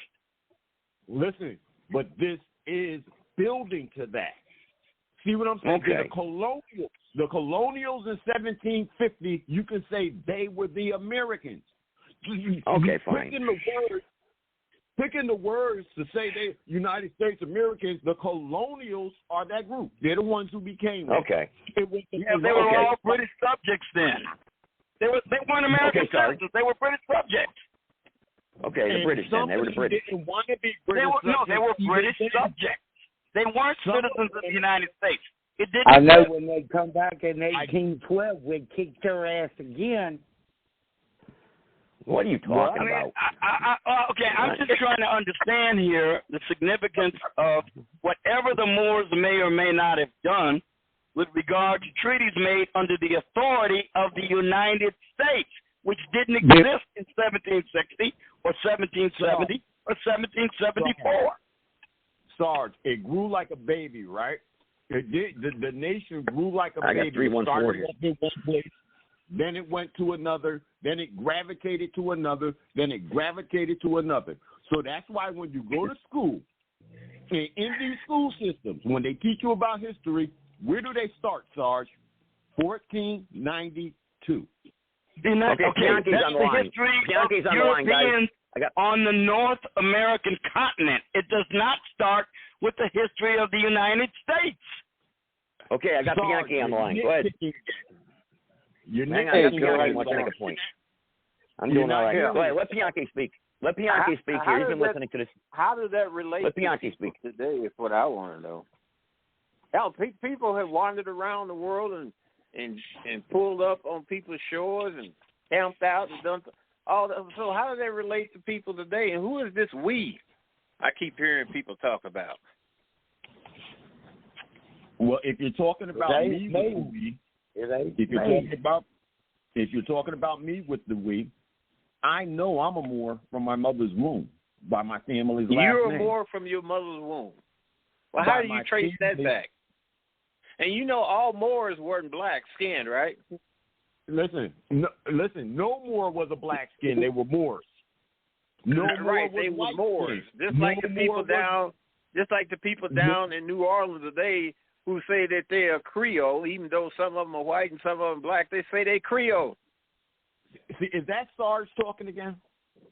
No, that's Bianchi. I just need to know. Okay, listen to me, bro. Bianchi, listen to this, right? There is no such thing as black and white people. All people. You're right. Have The people that got off, the settlers that got off the ship on the manifest, they identified themselves by country. They weren't identified as black and white.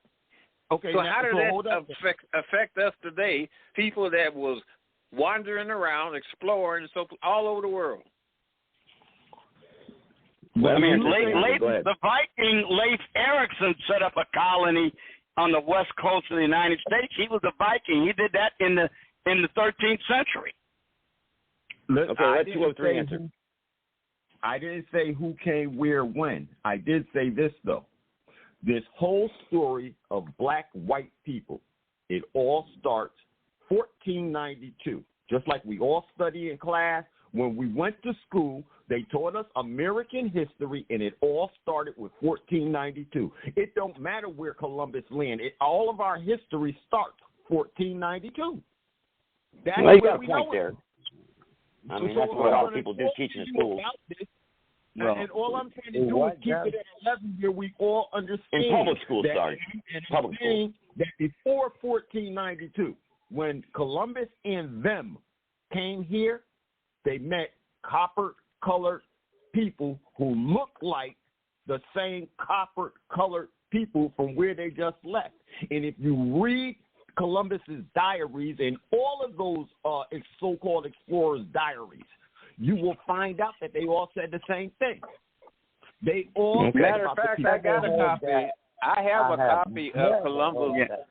I have a copy of Columbus. I have a copy of Christopher Colomb's diary that was written by Trudeau, and I don't read anything like that. Yeah, I can read an excerpt from it. I can read an excerpt from it for you. I got 3 volumes. How can you have Christopher Columbus's diary written by somebody else when Christopher Columbus had his own? No, I have Christopher Columbus' diary as written and copied by Trudeau. Matter of fact, they're in facsimile. They're not in regular print. Okay, right. So now, until we get our hands until you get your hands on the regular print, you know how they changed the Bible? Somebody came along and copied and put in and left out whatever they didn't want to use. Well, the Bible never was no one book. In Bible wasn't. But here's the thing: what does that got to do with what has that got to, other than those who have a curiosity and some sort of likelihood about history? What did that have to do with us today? Can I answer now? Yes, sir. Yes, please let him answer. Let him answer, everybody, please. We have a treaty from 1787 that showed, remember, separate but equal, that we were supposed to remain a separate but an equal people on this land. We were supposed to live in our custom. Who was the treaty with? Real quick, who was the treaty with? The treaty, 1787, the Treaty of Peace and Friendship, was with the United States. Who signed the Moors on this land? On this land. Who signed it? And you know treaties don't last forever.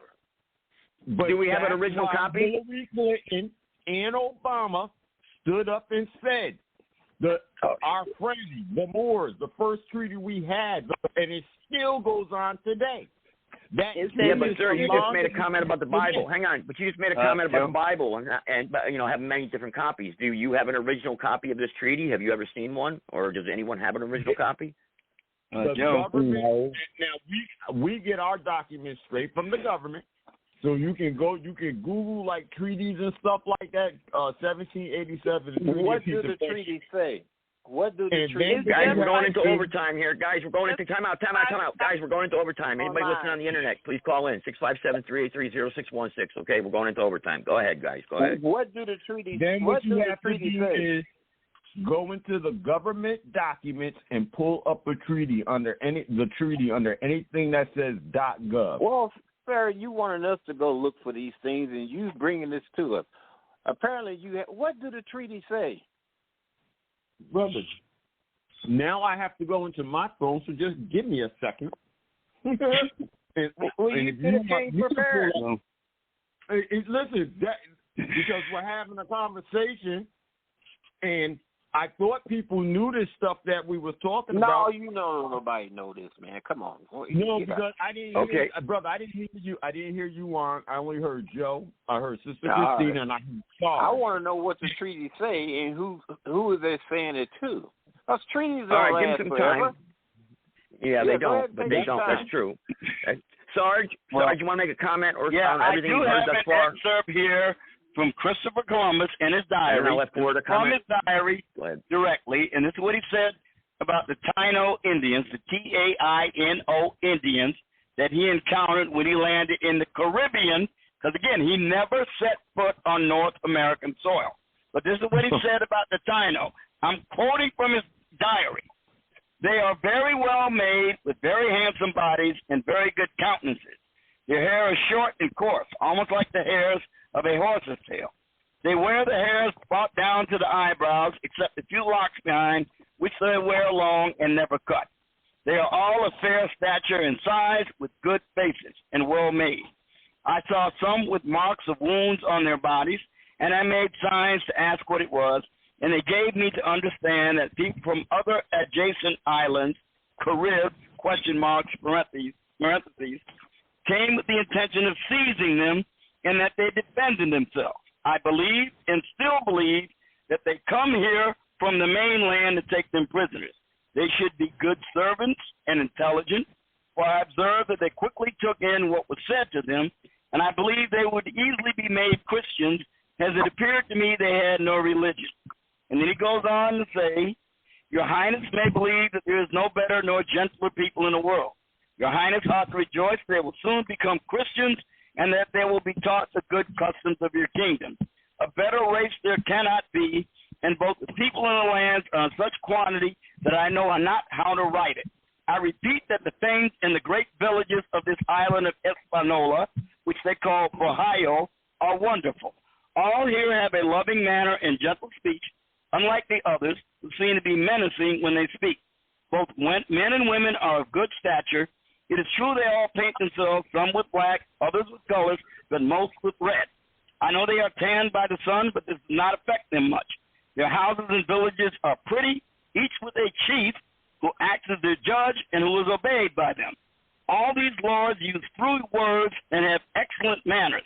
Most of their orders are given by a sign with the hand, which is understood with surprising quickness. This comes from the Journal of Christopher Columbus during his first voyage, 1492 to 1993, Clements R. Markham, Oxfordshire, United Kingdom, 2016, entry for October 11, 1492, Christopher Columbus. Now, he does not mention anything in there in any of his diaries about Islam or Moors. Not a syllable, not a word. Nobody said he did. Nobody said he did. I did not say he did. But listen to what you did read. You said the people's skin was what? And not affected by what? They were Indians. The sun. He's describing Indians. Who called them Indians? Who named these people Indians?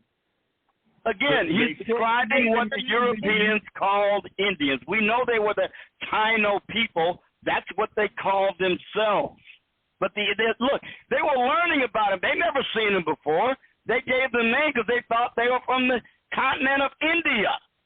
And what just they like they gave they you were a name, wrong. Black and African American.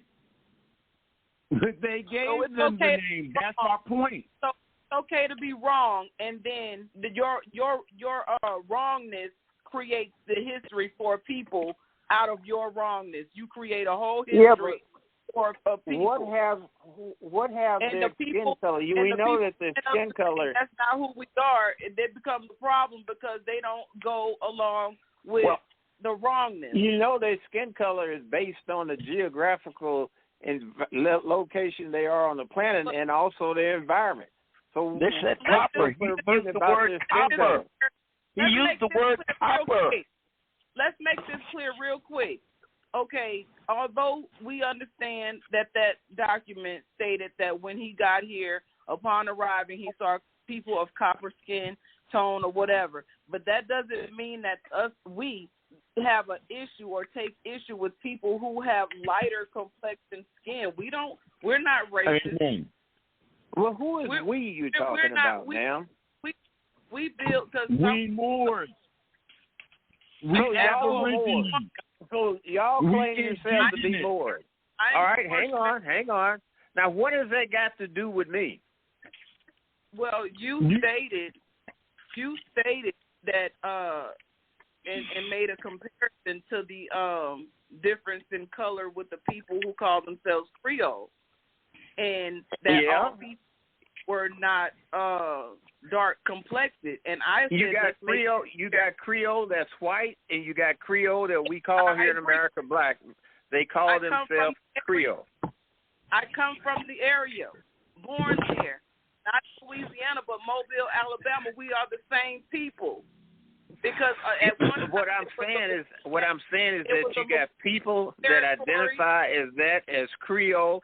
Their skin is white, as Hillary Clinton, as black as Isaac Hayes. That has nothing to do with me, myself, and my family.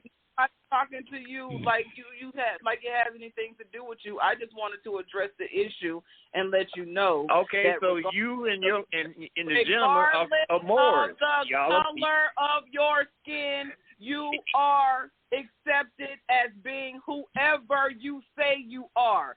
But we say we're Moors, and we are who we are. And if you say you Moors, I accept you as being a Moor. Now, where do we go from there? Where do we go from there is you wanted to know about this peace treaty and who it was signed by and with and who established it. So I was looking up information so I could assist you. All right, I'd like to know about this treaty. I'd like to know about this treaty. If you don't have that now, you're welcome to come back later on. By the time you have it in my hand right now. I have it in my hand right now. But because I keep getting cut off, and Sarge want to make this about North America. So let me tell you this, Sarge. So everybody, that's what the United States is. Let me tell you this, so everybody understands. Prior to 1492, those of our families who were on these lands, we considered from the top of Canada to the bottom of South America, all of that was ours, and then all the islands. Wait a minute. Okay. How many more? Can you give me an estimate of the size of the Moorish population in this entire region that you are claiming? Give me a rough estimate of the number. Where are they graves at today? Their grave sites. Yeah, I want to know. I just want to know. Give me a rough estimate of the number of people who could populate that much territory in that. What was the population? You already know about the sunken cities and all the lakes that exist on this continent because of drowning the cities and the graves and drowning history with those cities. Moving the people and taking and changing their names and things like that and changing history, and there's no way to find information because it's underneath the water, and they're using Underneath those waters what to power waters? up that they Okay. built up around. Underneath what waters? Do you have a number? Can you roughly estimate this population of Moors? You know how to operate. You know how to operate Google, just like I do. Well, So no. You guys. Oh, wait a minute. bringing that Wait a minute now. And then the man just claimed that the entire 2 continents, from the northern border of Canada all the way down to the Panama Isthmus. Now, that's a lot of territory. How many Moors were living in this region? It's a simple question. Joe, how many continents are here? Well, you're already claiming 2. No, is South America a continent? Yes. Yes. South America, yes, it's one of the 7. It's not bordered by water like that to be a continent. See, you're making the subject so wide, Sarge, nitpicking at little things. I'm not nitpicking. I'm asking a concrete question. What was the rough estimate of the population that people in this region that were Moors? That's not nitpicking. But here's how we'll figure it out. Okay. Here's how we'll figure it out now. Hold up, sorry, Sheila. Let's help him figure this out. Now, let's deal with... I don't know. I want you guys to tell me. Come on, sir. I'm answering you, sir. All right, let him answer. The first thing that we would have to do is we would have to go back and say, now, how many Mayans, the people who they call Mayans, how many of them were here at that time? There was somebody wrote down... I have the answer for that one. I know that one. Okay, so wait a minute. So now let's add the Olmecs. Let's add... I'm the whole population of Mexico. I got a number for you. So hold up. If we go back and we start adding up the numbers like that, then we get your answer for what you're asking for the numbers. Because there were numbers given, a guesstimation of how many people were here. And remember this, the guesstimation isn't even coming from like our own bloodline. It's coming from an outside source. Okay, well, before we go any further, can I answer the question of the population of Mexico in the 16th century and the 15th century? Just let me answer what I understand, and then I will give you my source. Then I will give you my source. Hang on. I don't care how many people. I don't care how many people were here. How does it affect how we're living today, this treaty? How do we enforce this treaty today, and how do we know? How does it affect us today? Yeah. Thank you. Now, this is how it's affecting. If you let me finish what's coming out of my mouth and stop trying to pick at what I'm saying. This is how it affects us today. All nations of people have treaties with nations. Either you recognize your treaty or you don't. When you recognize your treaty, you act within your treaty. When you act within your treaty, then the other nations who know that you have a treaty, they have to deal with you like that. So then you have this diplomacy and this diplomat thing going, where you get to decide for you and your people what it is that y'all want to do as far as your culture and how you live and economics and everything else. You get to do all of this for yourself once you recognize your treaty or how you fit into the treaty. So this is where we are. It was killed off. The idea of it was killed off in 1929 with Prophet Noble Drew Ali, because this is how we got the knowledge. And then throughout, up until like 98, 99, the movement was stagnant and it was in people's private homes. And I admit that certain people, they abused the situation. They allowed us to be called sovereign citizens when we're just sovereign. They took it and they did wrong things and gave wrong teachings. You got the El Rukns, the Nation of Islam, and everybody else out of these teachings. But they kept saying we were black and African American. We have a constitution too. And our Article 6 of the Constitution clearly states that we are not blacks, African Americans, Ethiopians, citizens of the United States. And once we learn that the word Caribbean means carnivore, then we won't want to be that anymore. Cannibal. It means cannibal. Caribbean means cannibal. Once we start realizing things like that, then we can, whoa, you got a whole nation of people calling themselves cannibals? Their definition is cannibal. Okay, hang on. All right, now let me interrupt now. Now, let's just say you do have this nation here that's living that many people don't know about. Do you really think the United States Corporation or other American people are going to concede to this treaty and allow you to proceed and have your own land within the land? Okay, so now I just got through dealing with a court case, right? And inside of that court case, the judge said, "Are you a United States citizen?" I said, "No, I am not. But I can see that this paperwork is a United States citizen." And the judge said, "I'll accept that." So I separated myself from my birth certificate, Social Security card, and any documents that they have on me as not being the living, breathing man. So right then and there, because I already told him about the treaty and stuff. When I told him I wasn't a United States citizen in that courtroom, he accepted it. He understands and he knows, the courts know. My daughter and I just left the police station. We had a little incident with my grandson, and we had to go up in there. They tried to give him a ticket. What do you use for a passport? For a passport, we can get passports through our temples and through the different associations that we have. Like the ID. All right, let me ask you a question. How about your children? The ID that I have in my pocket is a Moorish. Wait a minute. The ID that I have in my pocket is a Moorish ID, and all. I understand that, but let me ask this question. I was just telling you about my daughter. You didn't let me finish. Yeah, we're gonna keep this real short. Your children born in the United States are United States citizens. No, you they can't wasn't. denounce They were born in the United States. Can you let me finish saying what I want to say?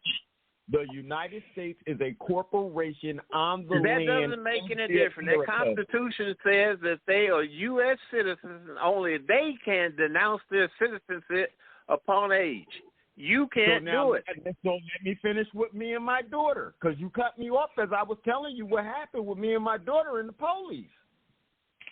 All right, let's see if they recognize you. Okay. We had to go into their commissioners' meeting and very much let them know that my daughter was What commissioner? Wait a minute. What commissioner? They have a commission meeting. You know, a group of people. Representing who? Who do the commission represent? Police Department. The West Haven Wait Police a minute now. You say the police department? I just want to know all these extra little details. You say the police department? You have to do business with the State Department. Well, see, this is what I'm talking about. You just can't let me finish what's coming out of my mouth, and you're hang on. Let him finish. Hang on. He's telling a story. Hang on. He's telling a story how he dealt with the West Haven Police Department. So let him finish. Go ahead. Finish. Go ahead. Tell us what happened with the West Haven, Connecticut Police Department, because I know exactly what you're talking about. Go ahead. I've been there. I used to live there. So my grandson had an incident in school where they tried to say he threatened somebody. So the police came and wrote out a ticket on my 11-year-old grandson, and on the ticket, under race, they wrote black. So the next day, we was in front of the police commissioners and stuff in West Haven, and we let them know we are not black. We are not African Americans, and you will not treat us as such. And what did they say? We gave them the runaround of our treaty and who we are and how we stand. And to this day, the police do not bother us or mess with us at all because of who we are, because we have diplomatic immunity and they can get in more than nonsense. I know better than that. No, that's not true. I know better. That's interesting. I know that's not true. I know that. No, I would like to say. No, way. Not Bob. No. That's interesting, though. To be true. I know that's not true. I know it can't be, knowing what I know about diplomacy and how diplomatic credentials are awarded. That's not possible.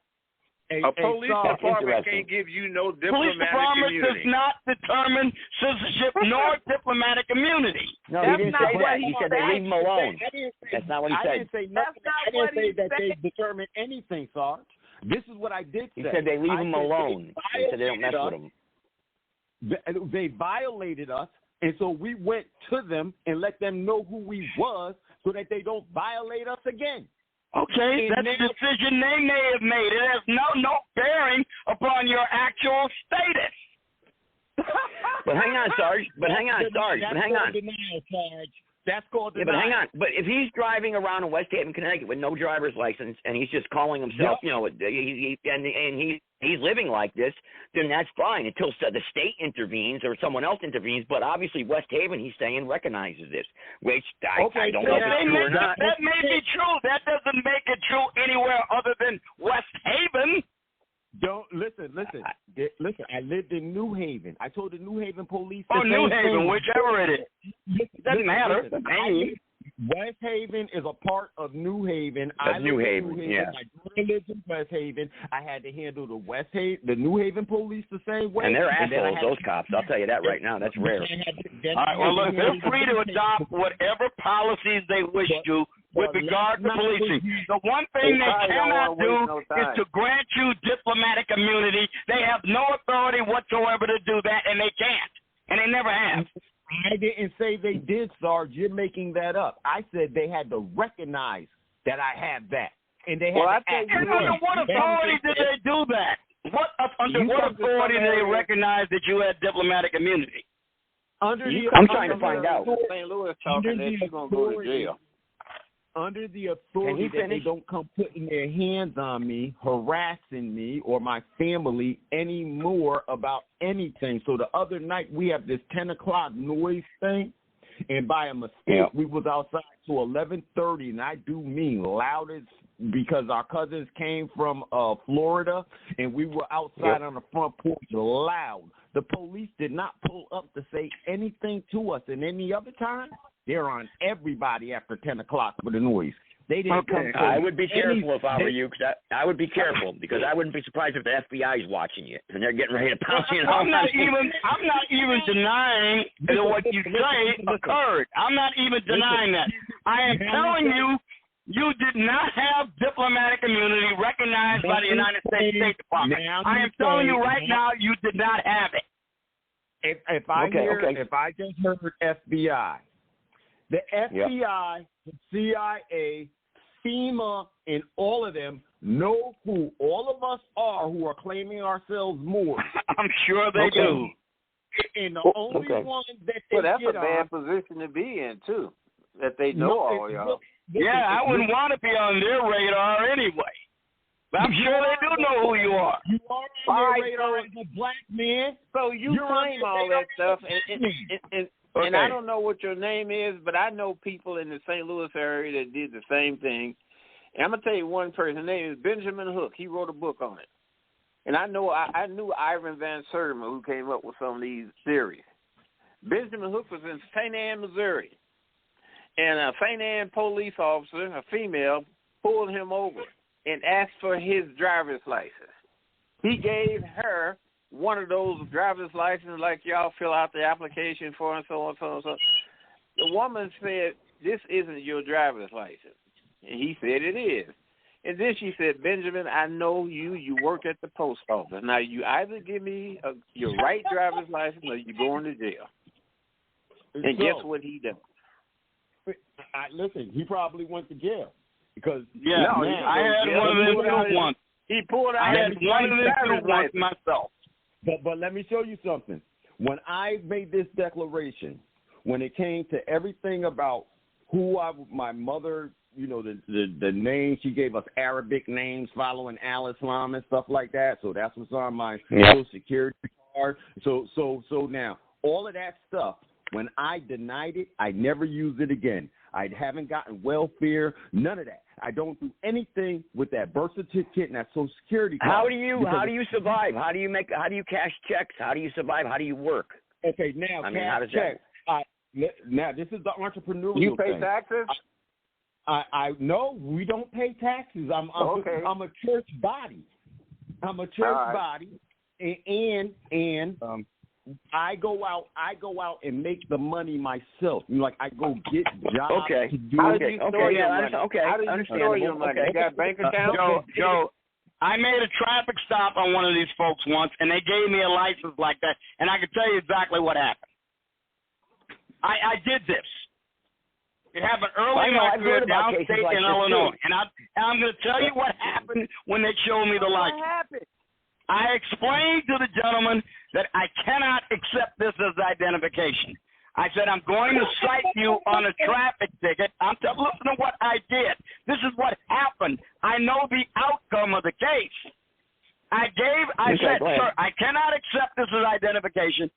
I'm going to cite you. But in order to cite you, I need some identification upon which I can rely. If you do not provide me with identification upon which I can rely, I'm going to have to take you into custody, take you down to the police station, determine your identity, however long that takes, and then I can write an I-bond for you because this is a non-custodial offense. And why does he have to identify himself, Sarge? Now, hold on a minute. Why does he have to identify himself? Because I was going to write him a traffic ticket. Well, and what law did he violate? Identification is crucial to determine him appearing in court. Okay, but Sarge, what law did he break? Will you let me tell you what happened? All right, go ahead. And then I told him, if you do not provide me with the kind of identification I'm allowed to accept under the Illinois Vehicle Code, I'm going to take you into custody. I'm going to take you down to the station, and however long it takes for me to determine your actual identity, you're going to have to stay there until I do. At that point, when you do, I can give you an individual recognizance bond, and you can be on your way. Now, once I explained all that to him, after I explained that to him, guess what he did? He then provided me with a state of Illinois identification card, which was good enough for me. Good enough for me to write the ticket. I wrote him the ticket, and then I had all the information I needed to ensure his appearance in court. So I give him the individual recognizance bond so he could go on his way. But if he had not given me the state ID card, I would have put him in custody. Yeah, okay. But Sarge, what law did he break? What law did he break? It was a traffic offense. He was 40 miles over the speed limit in a 35-mile-an-hour zone. He's doing 75 miles an hour. Did he hurt anybody? I mean, no, he didn't need to. And on top of that, look, if people of Illinois don't think people should be cited for going 40 miles over the speed limit, let them change the law. That was the law I was enforcing at the time. So but that's not my point, Sarge. I agree with Sarge up to a point. That person should not have been going over. Now, here's where the person messed up. And in order to let it go, I got to have some identification that the state says I can accept in order to give him a bond. State the God, yes. Go ahead. Yeah, the state is God. I work for the state of Illinois and the people who wrote the legislation. That's what the oath I took. That is the oath I took. And they wrote the legislation concerning people operating motor vehicles on public highways. It's not a motor vehicle. It was a car. It is a motor vehicle. It was a 1978 Oldsmobile, if I remember correctly. That's not a motor vehicle. Definition of a motor vehicle. It was an Oldsmobile 88. The license, Joe Gibson, the license comes from the DMV, Department of Motor Vehicles. Come on now. Yes. And by the way, a motor vehicle is defined in the Illinois Vehicle Code. A 1989 Oldsmobile Delta 88 met that definition. Now, if you don't think that's good enough, you go to the Illinois legislature and tell them they passed an unconstitutional law. Okay, but under Black's Law Dictionary, it does not say that's what it is, though. Black's Law Dictionary didn't even address motor vehicles. Well, those were the options that was on the citation ticket. Okay, let the gentleman finish what he was saying. Go ahead. That's colorable law, Sarge, because now if you had pulled me over with my Moorish ID, not a driver's license, a Moorish ID, and then you decided to play rough hand with me, I would have invited you to arrest me just so I could take your badge over the next 6 months. Let me tell you how you violated. All the way up to especially today, all the way up to the United Nations, we have a right to self-identify any way we want to through our tribal nations and our Moorish nation and anything else. Our IDs are our IDs, and you have to accept them. You cannot deny our ID. Maybe back then you could, but today you can't. So you can try that and talk rough about how you abused people back in the 89 with your authority and your badge. That don't work today for those of us who know the law. And let me say something. Let me say something on that. Hang on for a second. Let me say something on that, then I'm going to let you go. If you operate on the roads and highways of the state of Louisiana, you have to provide them a law official with the type of documentation that's approved by the state legislature in the state of Louisiana. We don't care about your Moors identification. If you're going to operate on these roads, a motor vehicle, you got to comply. If you don't comply, go park your vehicle. The Constitution says otherwise. Where does it say that, Joe? Constitution doesn't say that, Joe. Hang on. I'd like to travel. Hang on. I got to pull it out. Pull it out. Give me the article and the section. I am not. And you can travel. You can travel by walking. No, you said it's in the Constitution. That means it's in one of the articles of the Constitution. Let me finish. Not in the court decision. Oh, my God, we're all talking. It's sorry. I know. One person at a time. When things are being said, it's like y'all jump at it, and that brother just said, he said, let me say this, and then I'll let you flow. But now Sarge is jumping back in authoritatively. Slow down for a second, Sarge. I'm asking a question. I'm not being authoritative. I'm asking, he said it's in the Constitution you have the right to operate a motor vehicle on a public highway. I'm asking the specific section where that is stated. We didn't have no motor vehicles when the Constitution was adopted. That's why I'm asking for the specific location of this right. He said, I'm looking it up. You have to give him a second and let him look it up. Now, in between him looking it up, that's all that is.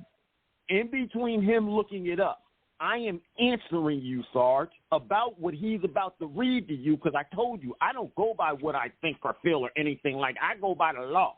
And according to that travel thing, I am not in a motor vehicle. I am in a conveyance. And guess what? In my conveyance, I don't have passengers. I have family members who are in the car with me, and we are out for a ride.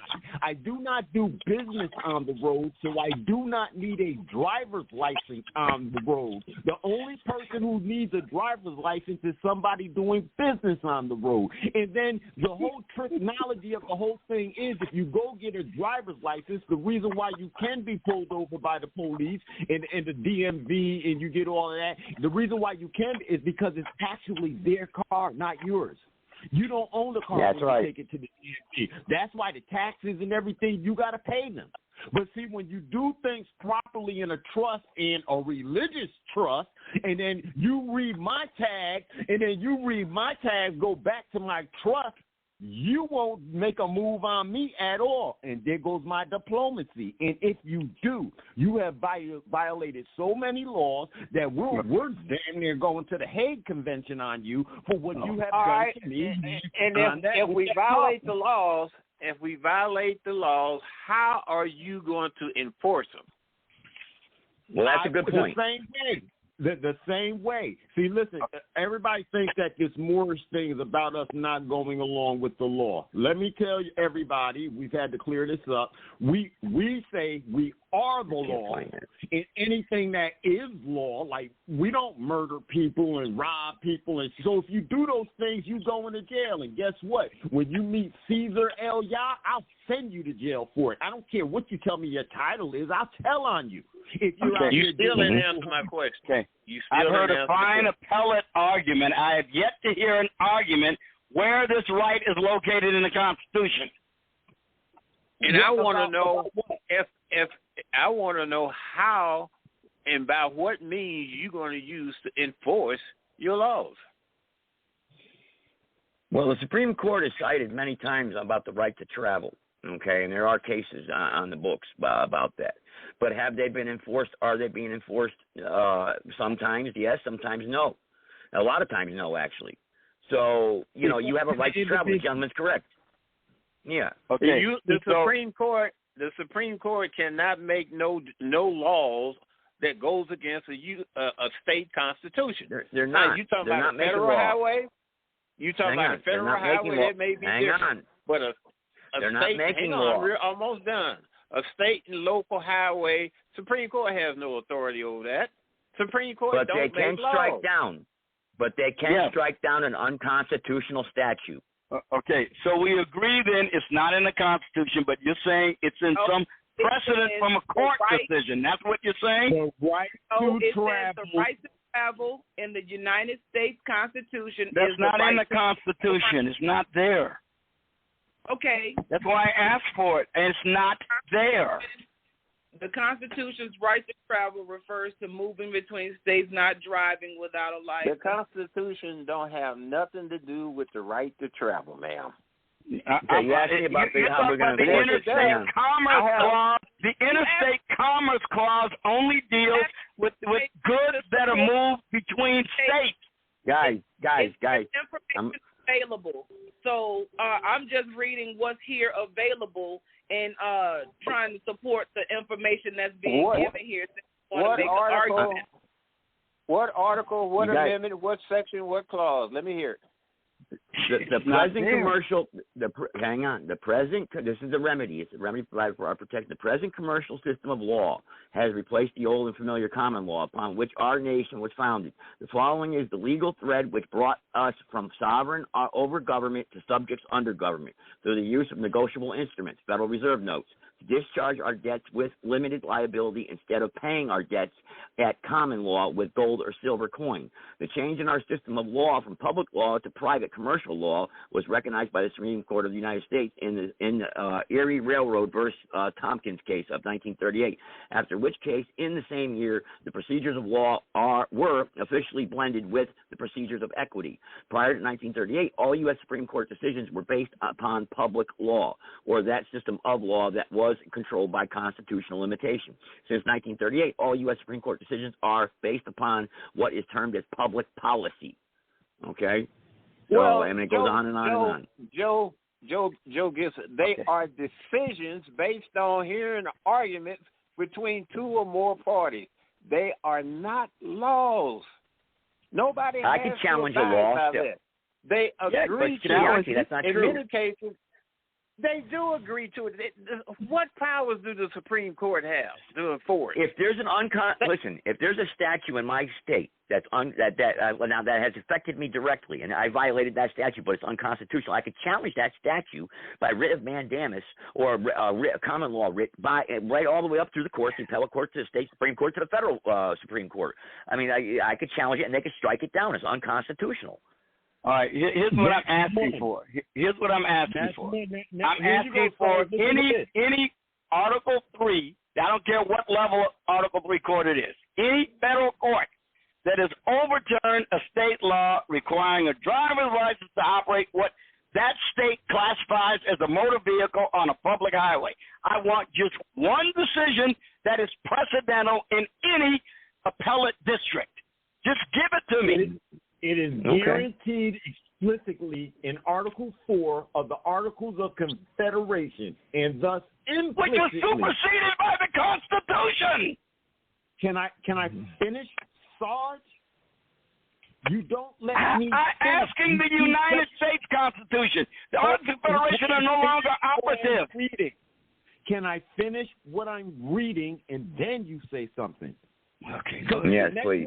Go ahead. Is the United States Constitution? Then everything you're saying is like you want to interfere with what's being said, so the whole thing don't come out. You want to be smarter than smart. All right, give me the whole thing then. Let me hear the whole thing. Don't tell me how smart I am. Give me the whole thing. Thank you. It is. Give me the whole thing, please. I'm waiting. Oh my God.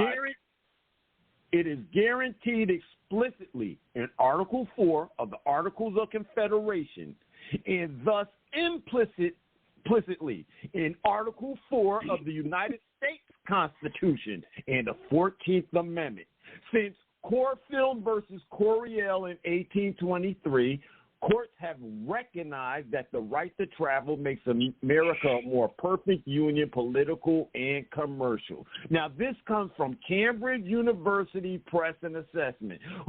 Why would you read from Cambridge? Don't we know that all the colleges, these main colleges, they make Princeton and all of them, they're the ones who write this type of stuff that help the laws be made that we go by? That's where all the thinkers are, and that's where they begin their processes at, through these colleges, to get these type of things done. They've been doing it from the beginning when people didn't have college degrees and they weren't government, but however they had the intelligence and tenacity. They just moved it into a college, and they continue that same process today. So now, being that that's what it says, our Amendment 14, Section 1, 1813.2. I got to go back. I made a mistake and hit the wrong thing. All right, while you're waiting to find it, let me respond by saying this. Article 6, Section 2, United States Constitution. This Constitution and the laws of the United States which shall be made in pursuance thereof, and all treaties made or which shall be made under the authority of the United States shall be the supreme law of the land, and the judges in every state shall be bound thereby anything in the Constitution or laws of any state to the contrary notwithstanding. That's my response. Okay. So Amendment 14, Section 1813.2, interstate travel as a fundamental right, the right of a citizen to move freely between states, a right venerable. Wait a minute, what's Amendment 14 from what statute? S1 13.2. Hold on a minute. Let me copy that down so I can look that up. Now, give me that section, that statute number. That's United States Code. Okay, this is why, people just punched up on their computers in front of them. We could. No, I got a Constitution right here in front of me. I'm trying to follow you. Give it again. Well, he said it's not in the 14th Amendment of the United States. He's got to be given us a statute in the 14th under the United States Code. It's not in the 14th Amendment. I know that. So it's got to be United States Code. So what is it? Now, why you couldn't just finish reading? Amendment 14, Section 1, 813.2. This is what I got. Punch that into your computer if you can't find it in your writing and stuff. This is what I have in front of me from Congress.gov. Okay. From Congress.gov, this is what I have.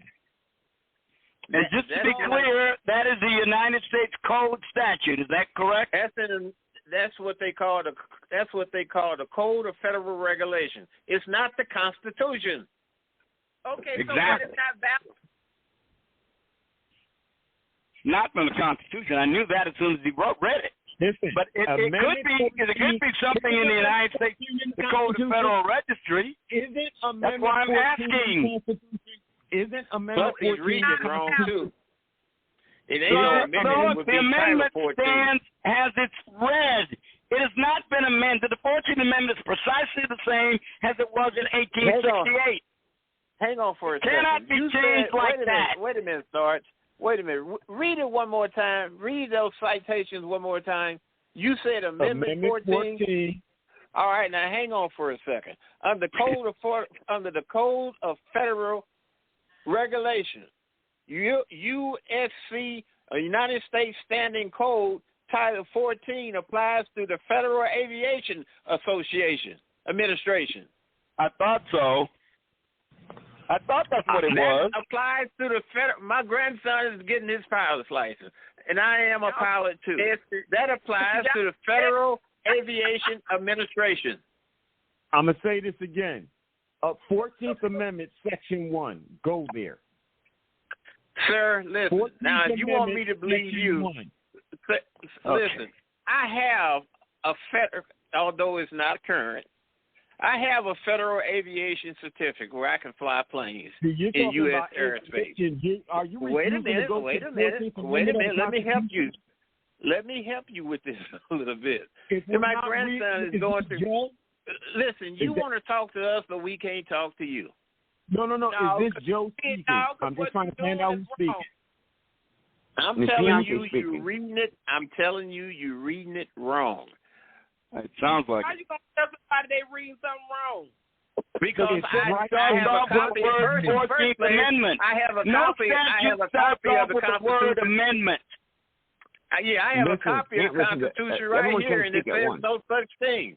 And when you made mention of 14, you're talking to aircraft. You're talking about, ma'am, do you have a federal aviation license? No, I do not. I never claimed to have. I don't think you can talk very enthusiastic on this subject.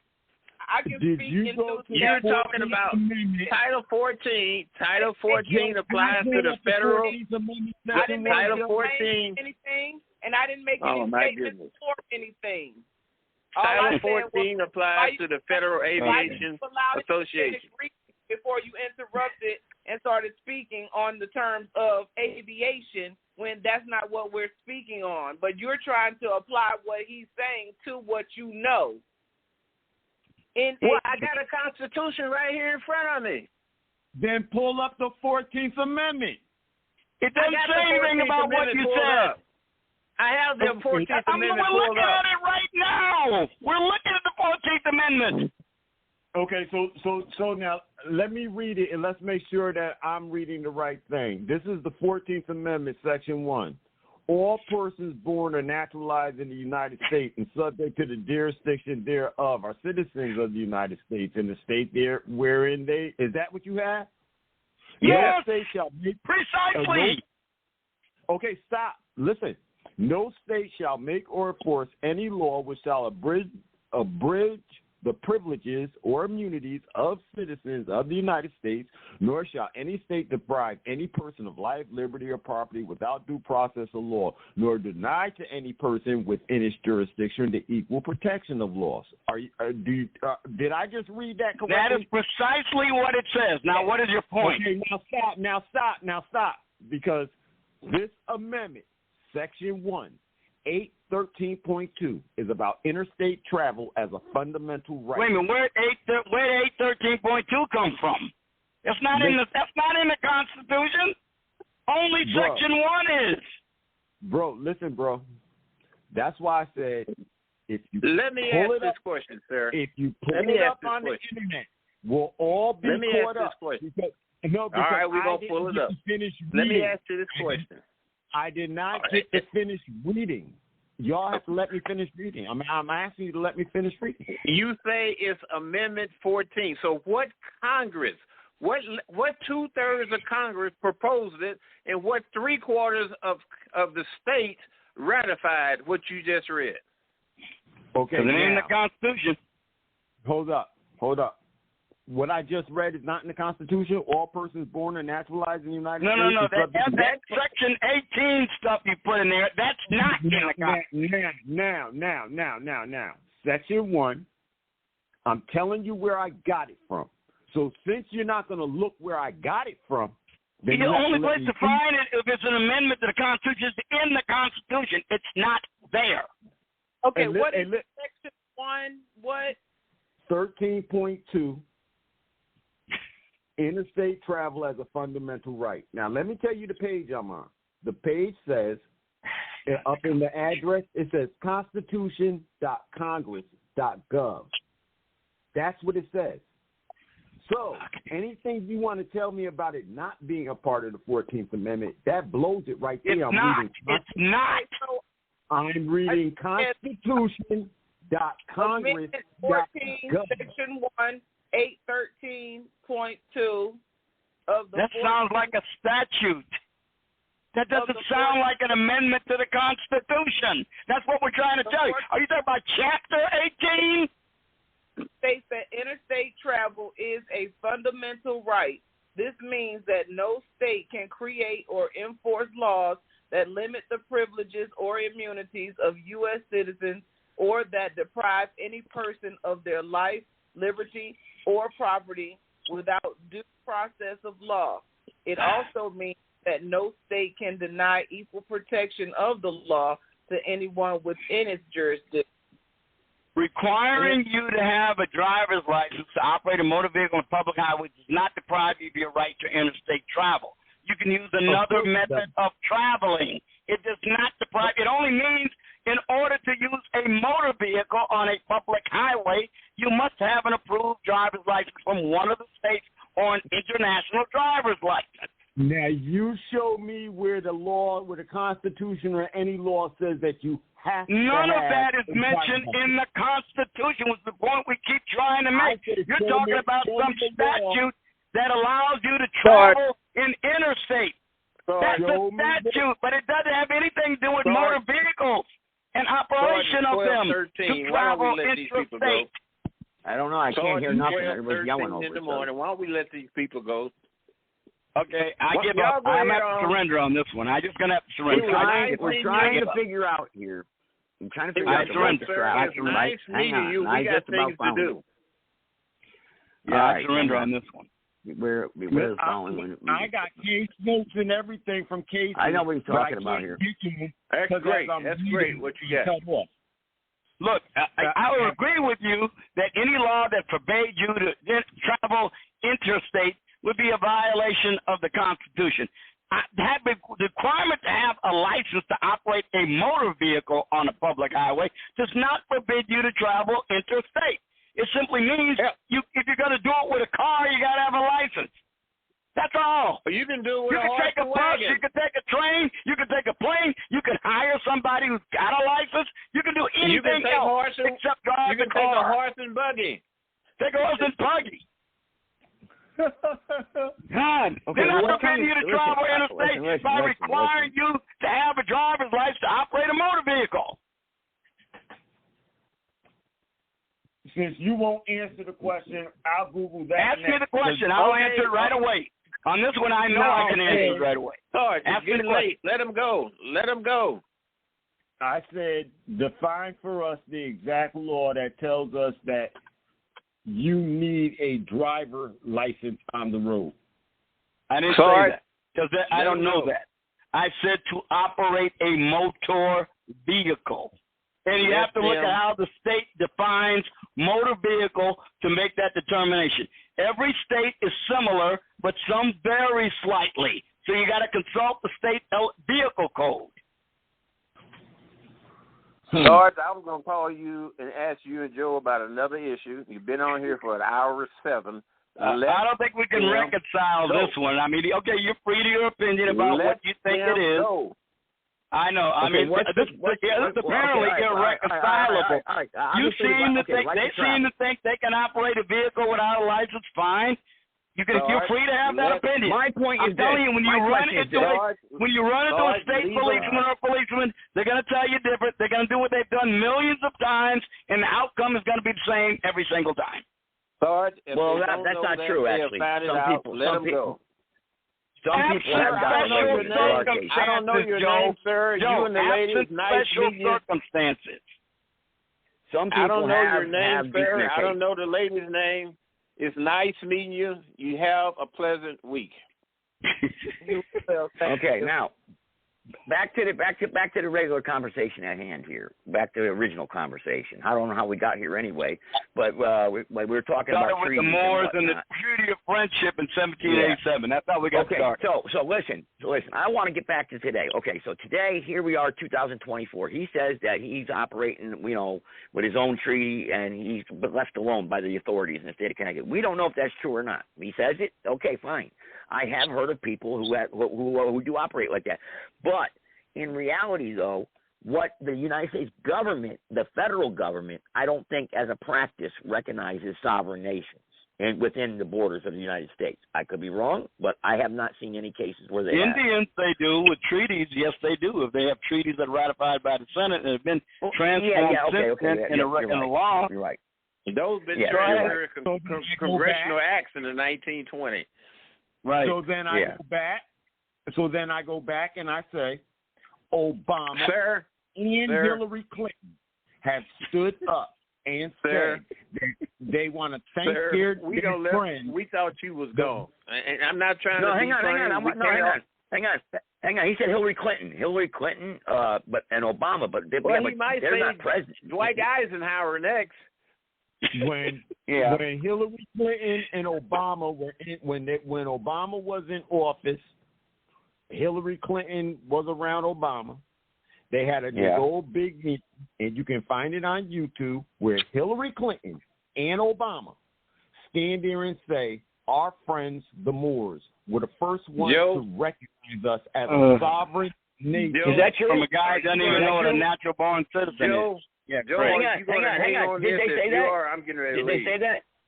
Did they say that? Yeah. Did they say? I want to know if Hillary Joe Clinton Gibson. said that. Joe Gibson, are you going to hang on this? If so, I got to go. I'm just what subject did you? Hang on, time out. What subject did you want to talk about, Bianchi? What did you want to bring up? We was talking. I wanted to talk to Sarge about some issues on the election. Now, if you guys gonna hang on this, let me know. I've been here an hour. I've been here an hour and 7 minutes already. Go ahead. That's what we originally started out talking all right, about anyway. Sarge, I'll talk to you later on. Bye-bye. I told him go ahead. Did I not tell him go ahead? He must not have been. That's not have been. But let me ask you a question, Joe. What if Barack Obama had been talking to a convention of Philadelphia Shriners, and he used, instead of using the term Moors, he used the term Shriners? It's merely a term of identification.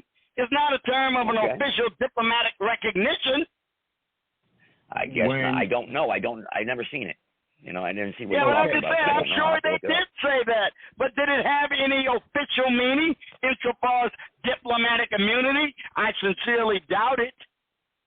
Well, when we go back. Go ahead. Make your point, and I got a question for Sarge. Go ahead. If you go and listen to what they said, then whatever we think or feel doesn't matter because you heard what they said. Now, I'm saying it again. You can find it on YouTube where Obama and Clinton stand there and make this reference to the Moors being the first nation to recognize them, the longest standing treaty with the United States that is still in effect. So for the sake of argument, I am conceding that they made it. So right now, I'm not arguing with you that they made the statement. I am saying it does not convey any diplomatic recognition for individuals of this organization that you call the Moors. That's what I'm saying. But that's not true. Well, then prove it to me that this statement was intended to convey precisely that meaning. Now, you're saying to prove it to you. Yeah. Tell me, how can you prove it? Can I go to the State Department and get, because they have a list of everything that is diplomatically recognized by the State Department. Every single entity that is diplomatically recognized is listed at the State Department. Will I find the name of this organization there? You might not find the name of the organization, but you will find tell you something then. You will find the name of Moors. You will find that. Moors. Okay. I'm only concerned about it insofar as it concerns the organization to which you say you are a member. I'm so concerned. Will I find that there? In your sole concern, you are narrowing for your benefit, and you are not dealing with the entirety of what's being said. You are narrowing for your benefit. Yes, I am. Because I don't want to confuse it with Morocco or Algeria or France. That's why I'm narrowing it. I don't want to confuse it with Venezuela. If you're not, that's the reason I'm narrowing it. If you admit to narrowing a particular subject, that means you are manipulating. Because you're not talking about Germany. That means you are manipulating the subject just to get your point. No, it's trying to zero in on the topic. No, you're narrowing it just for your point because zeroing on a topic. Okay. So what will I find when I go there? Moors and the rights of Moors. And that includes you, the nation called Moor. I will find the nation called Moor on the site, like I would find the Vatican. Is that right? Yes, you will. And here goes. Okay. So I'm going to go look for it then, and I'm going to see. Here goes the trickery with that.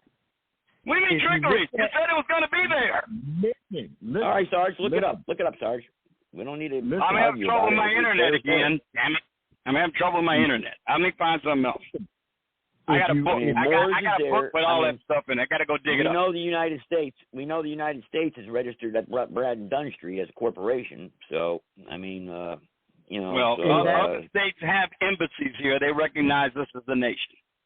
So they do recognize that, it, right? Well, when you say what you go to Italy, and Italy have an embassy in Washington, D.C., and they'll call us the nation of the United States, and they're all the diplomatic communications. Say what you just said. When you say what you just said, that's when you want to talk about the organization of the Moorish Science Temple in the 10-10-5905. Oh, okay. The Moorish Scientific Temple. That's the name I'm going to find there. And it's the same, and it's just like it's a corporation, just like the United States. And you will find in George Washington's letters that George Washington did make mention that he would rather that everyone had one of these corporates in order to do that. We're just cleaning ours up and putting it back on the map. And now this organization, the members of this organization have acquired diplomatic immunity, meaning they are immune from any laws being subject to the jurisdiction of any laws of the United States. Is that correct? Next. Once again, listen to what I said, because I said this. That's what diplomatic immunity means. And this is what it means. Let him say what he's saying. Because we have a treaty with the United States on this land, that is a cooperation of us working together. Now, does that mean we can go murder people? No. Does that mean that in a 30-mile zone we get to drive 50? No. Does that mean we get to rob and steal? No. It means that we get to live in our own culture, in our own way, not subject to the statutes and codes of the United States. So it's partial immunity. So there's a partial. Okay. Is that correct? Which statutes and codes? The statutes and codes such as what he's talking about with the driver's license. Statute and code where you have to pay taxes. Statute and code where your children have to go to a public school system. Our children don't have to do none of that. We don't have to do none of that stuff right there. So we're not talking about the law where we can break the law or and we break the law. In my own journey. Yeah. Well, I see his point there. I mean, there's a lot of people that do so that. So you have partial immunity then? Listen, we have immunity. No one has the immunity to break the law and kill and stuff diplomats like that. do. No, yes, they do. If they have diplomatic credentials, they murder somebody. The most they can do is ask the country to revoke their diplomatic credentials so they can charge them. And if the country doesn't want to do it, all the country can do is kick them out of the country. They have diplomatic immunity for murder. But you can't kick us out. That's the difference. Is you can't send us. Well, you just said no one has immunity to murder. I'm trying to tell you, diplomats do.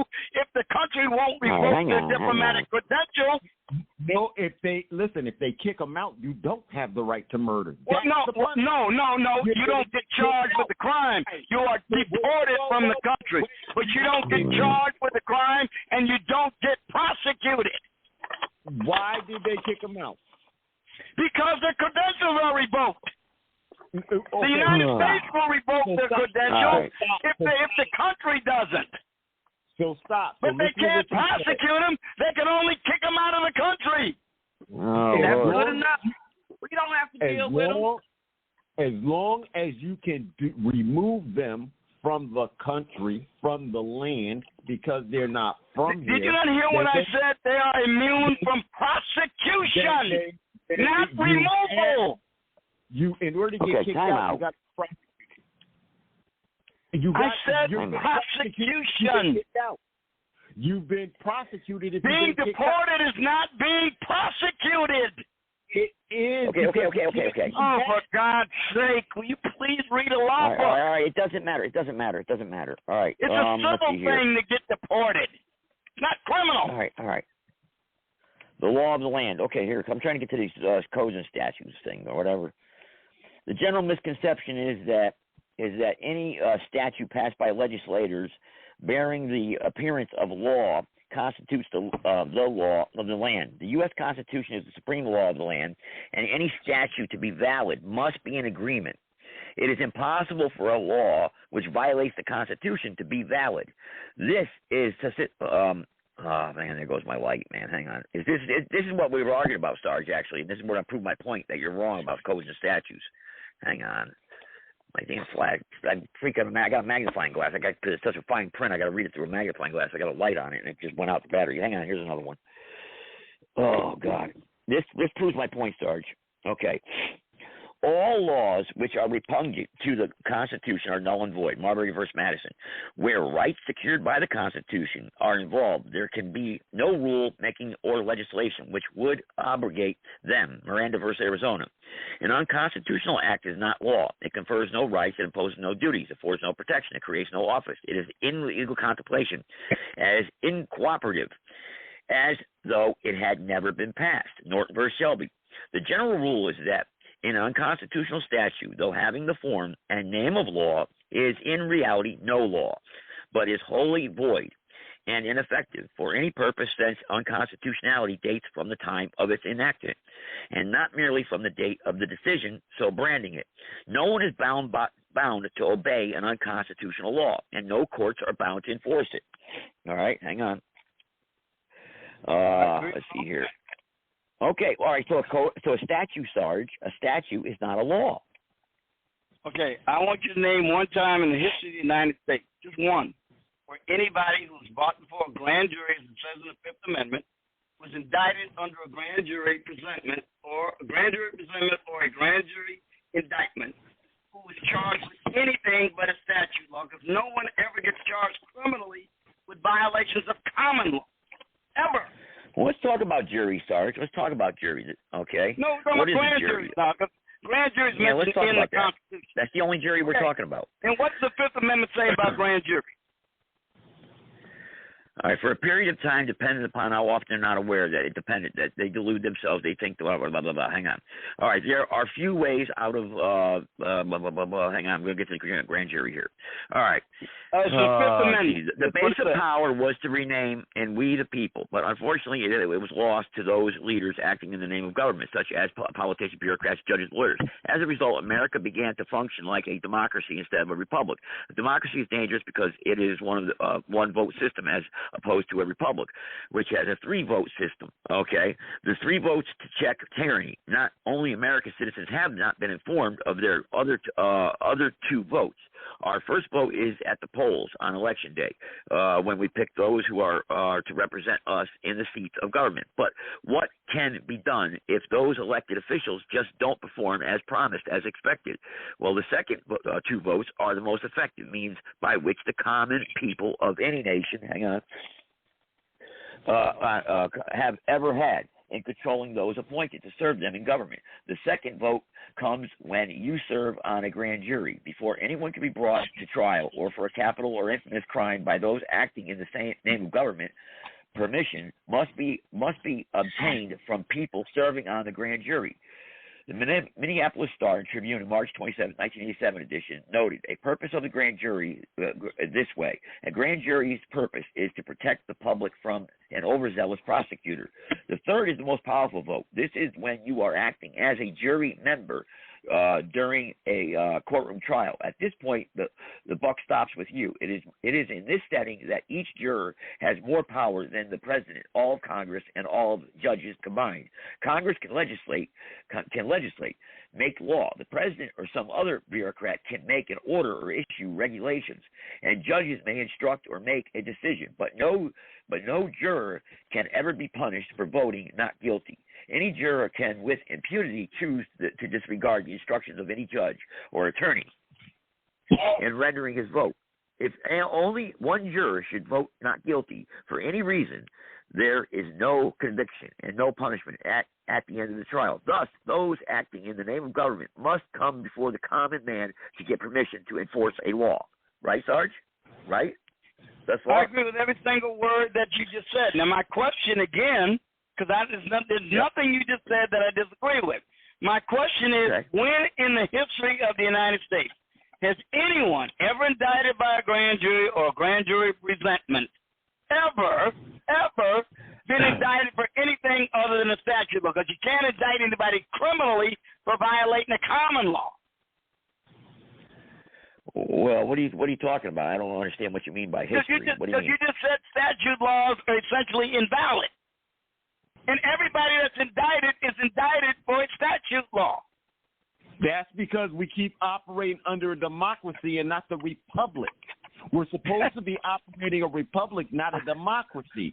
So under this democracy, the statutes are getting over. But that's the reason for the treaty that we have, because we recognize the republic. And if you open up your eyes and look around, there's a lot of different United States republics all over this country that are telling the democracy, we don't operate the way you operate. We operate under the laws that this country was built off of. Yeah.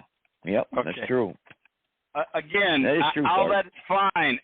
It still doesn't answer my question because, again, I don't know of any case in the history of American jurisprudence where anyone indicted was charged other than with the statute law in the history of the United States jurisprudence, even in the Wild West.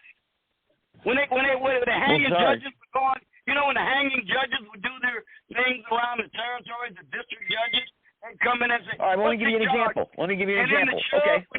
Statute number of what they were charged with. And the judge would find guilty and hang them that day. But they were always charged. All right, let me give you an example. Let me give you an example then. He broke the law, let's just say. Then there would have been no Liberty Bell, no Independence Hall, no City of Philadelphia, no state called Pennsylvania.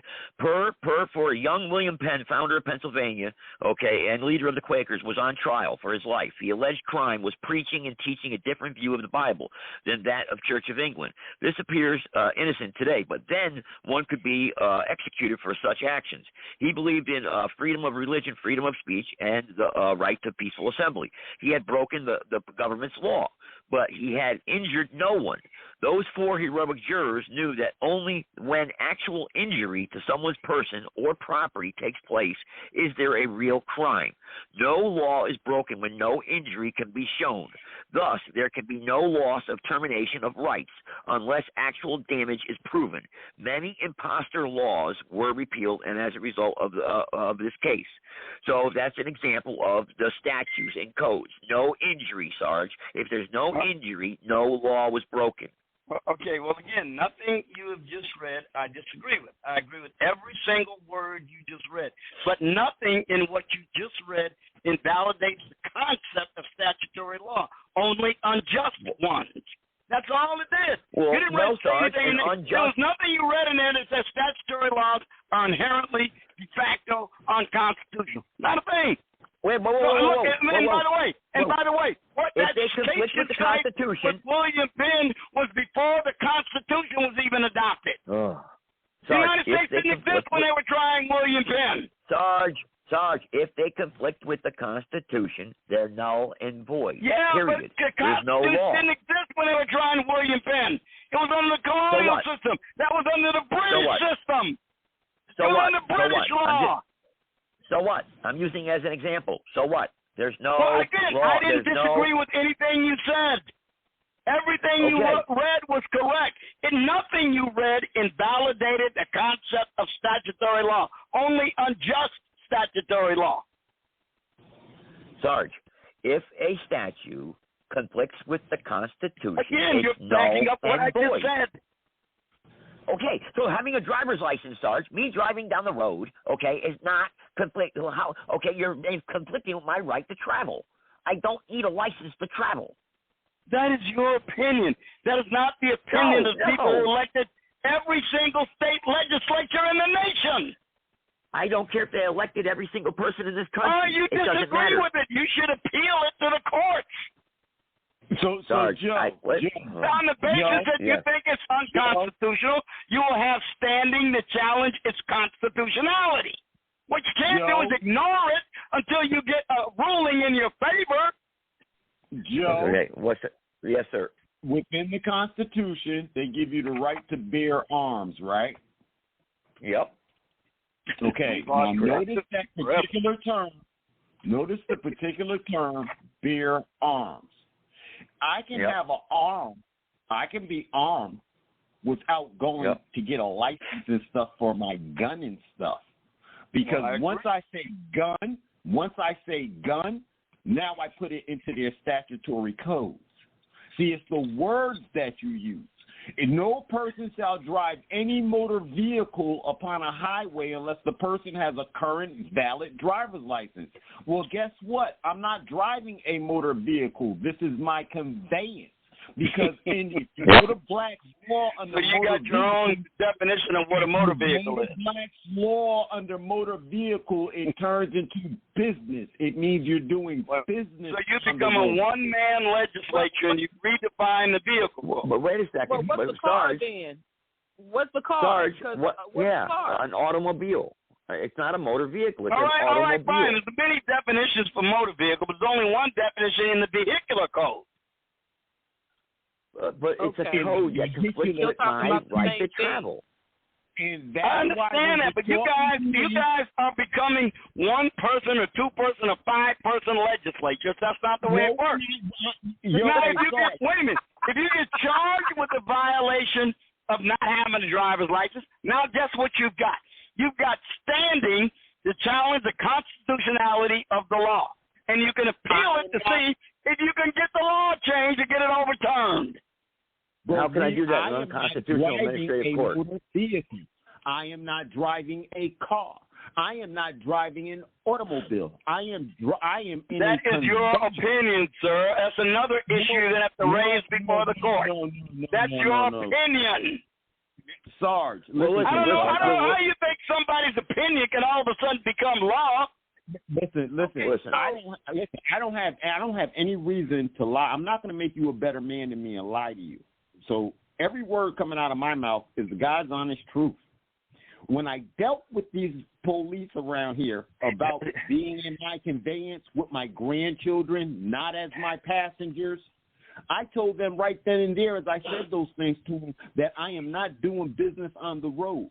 So when I handed over my Moorish ID, I didn't need a driver's license because I was not in their motor vehicle, and I didn't allow them to control the conversation about what we was doing out there.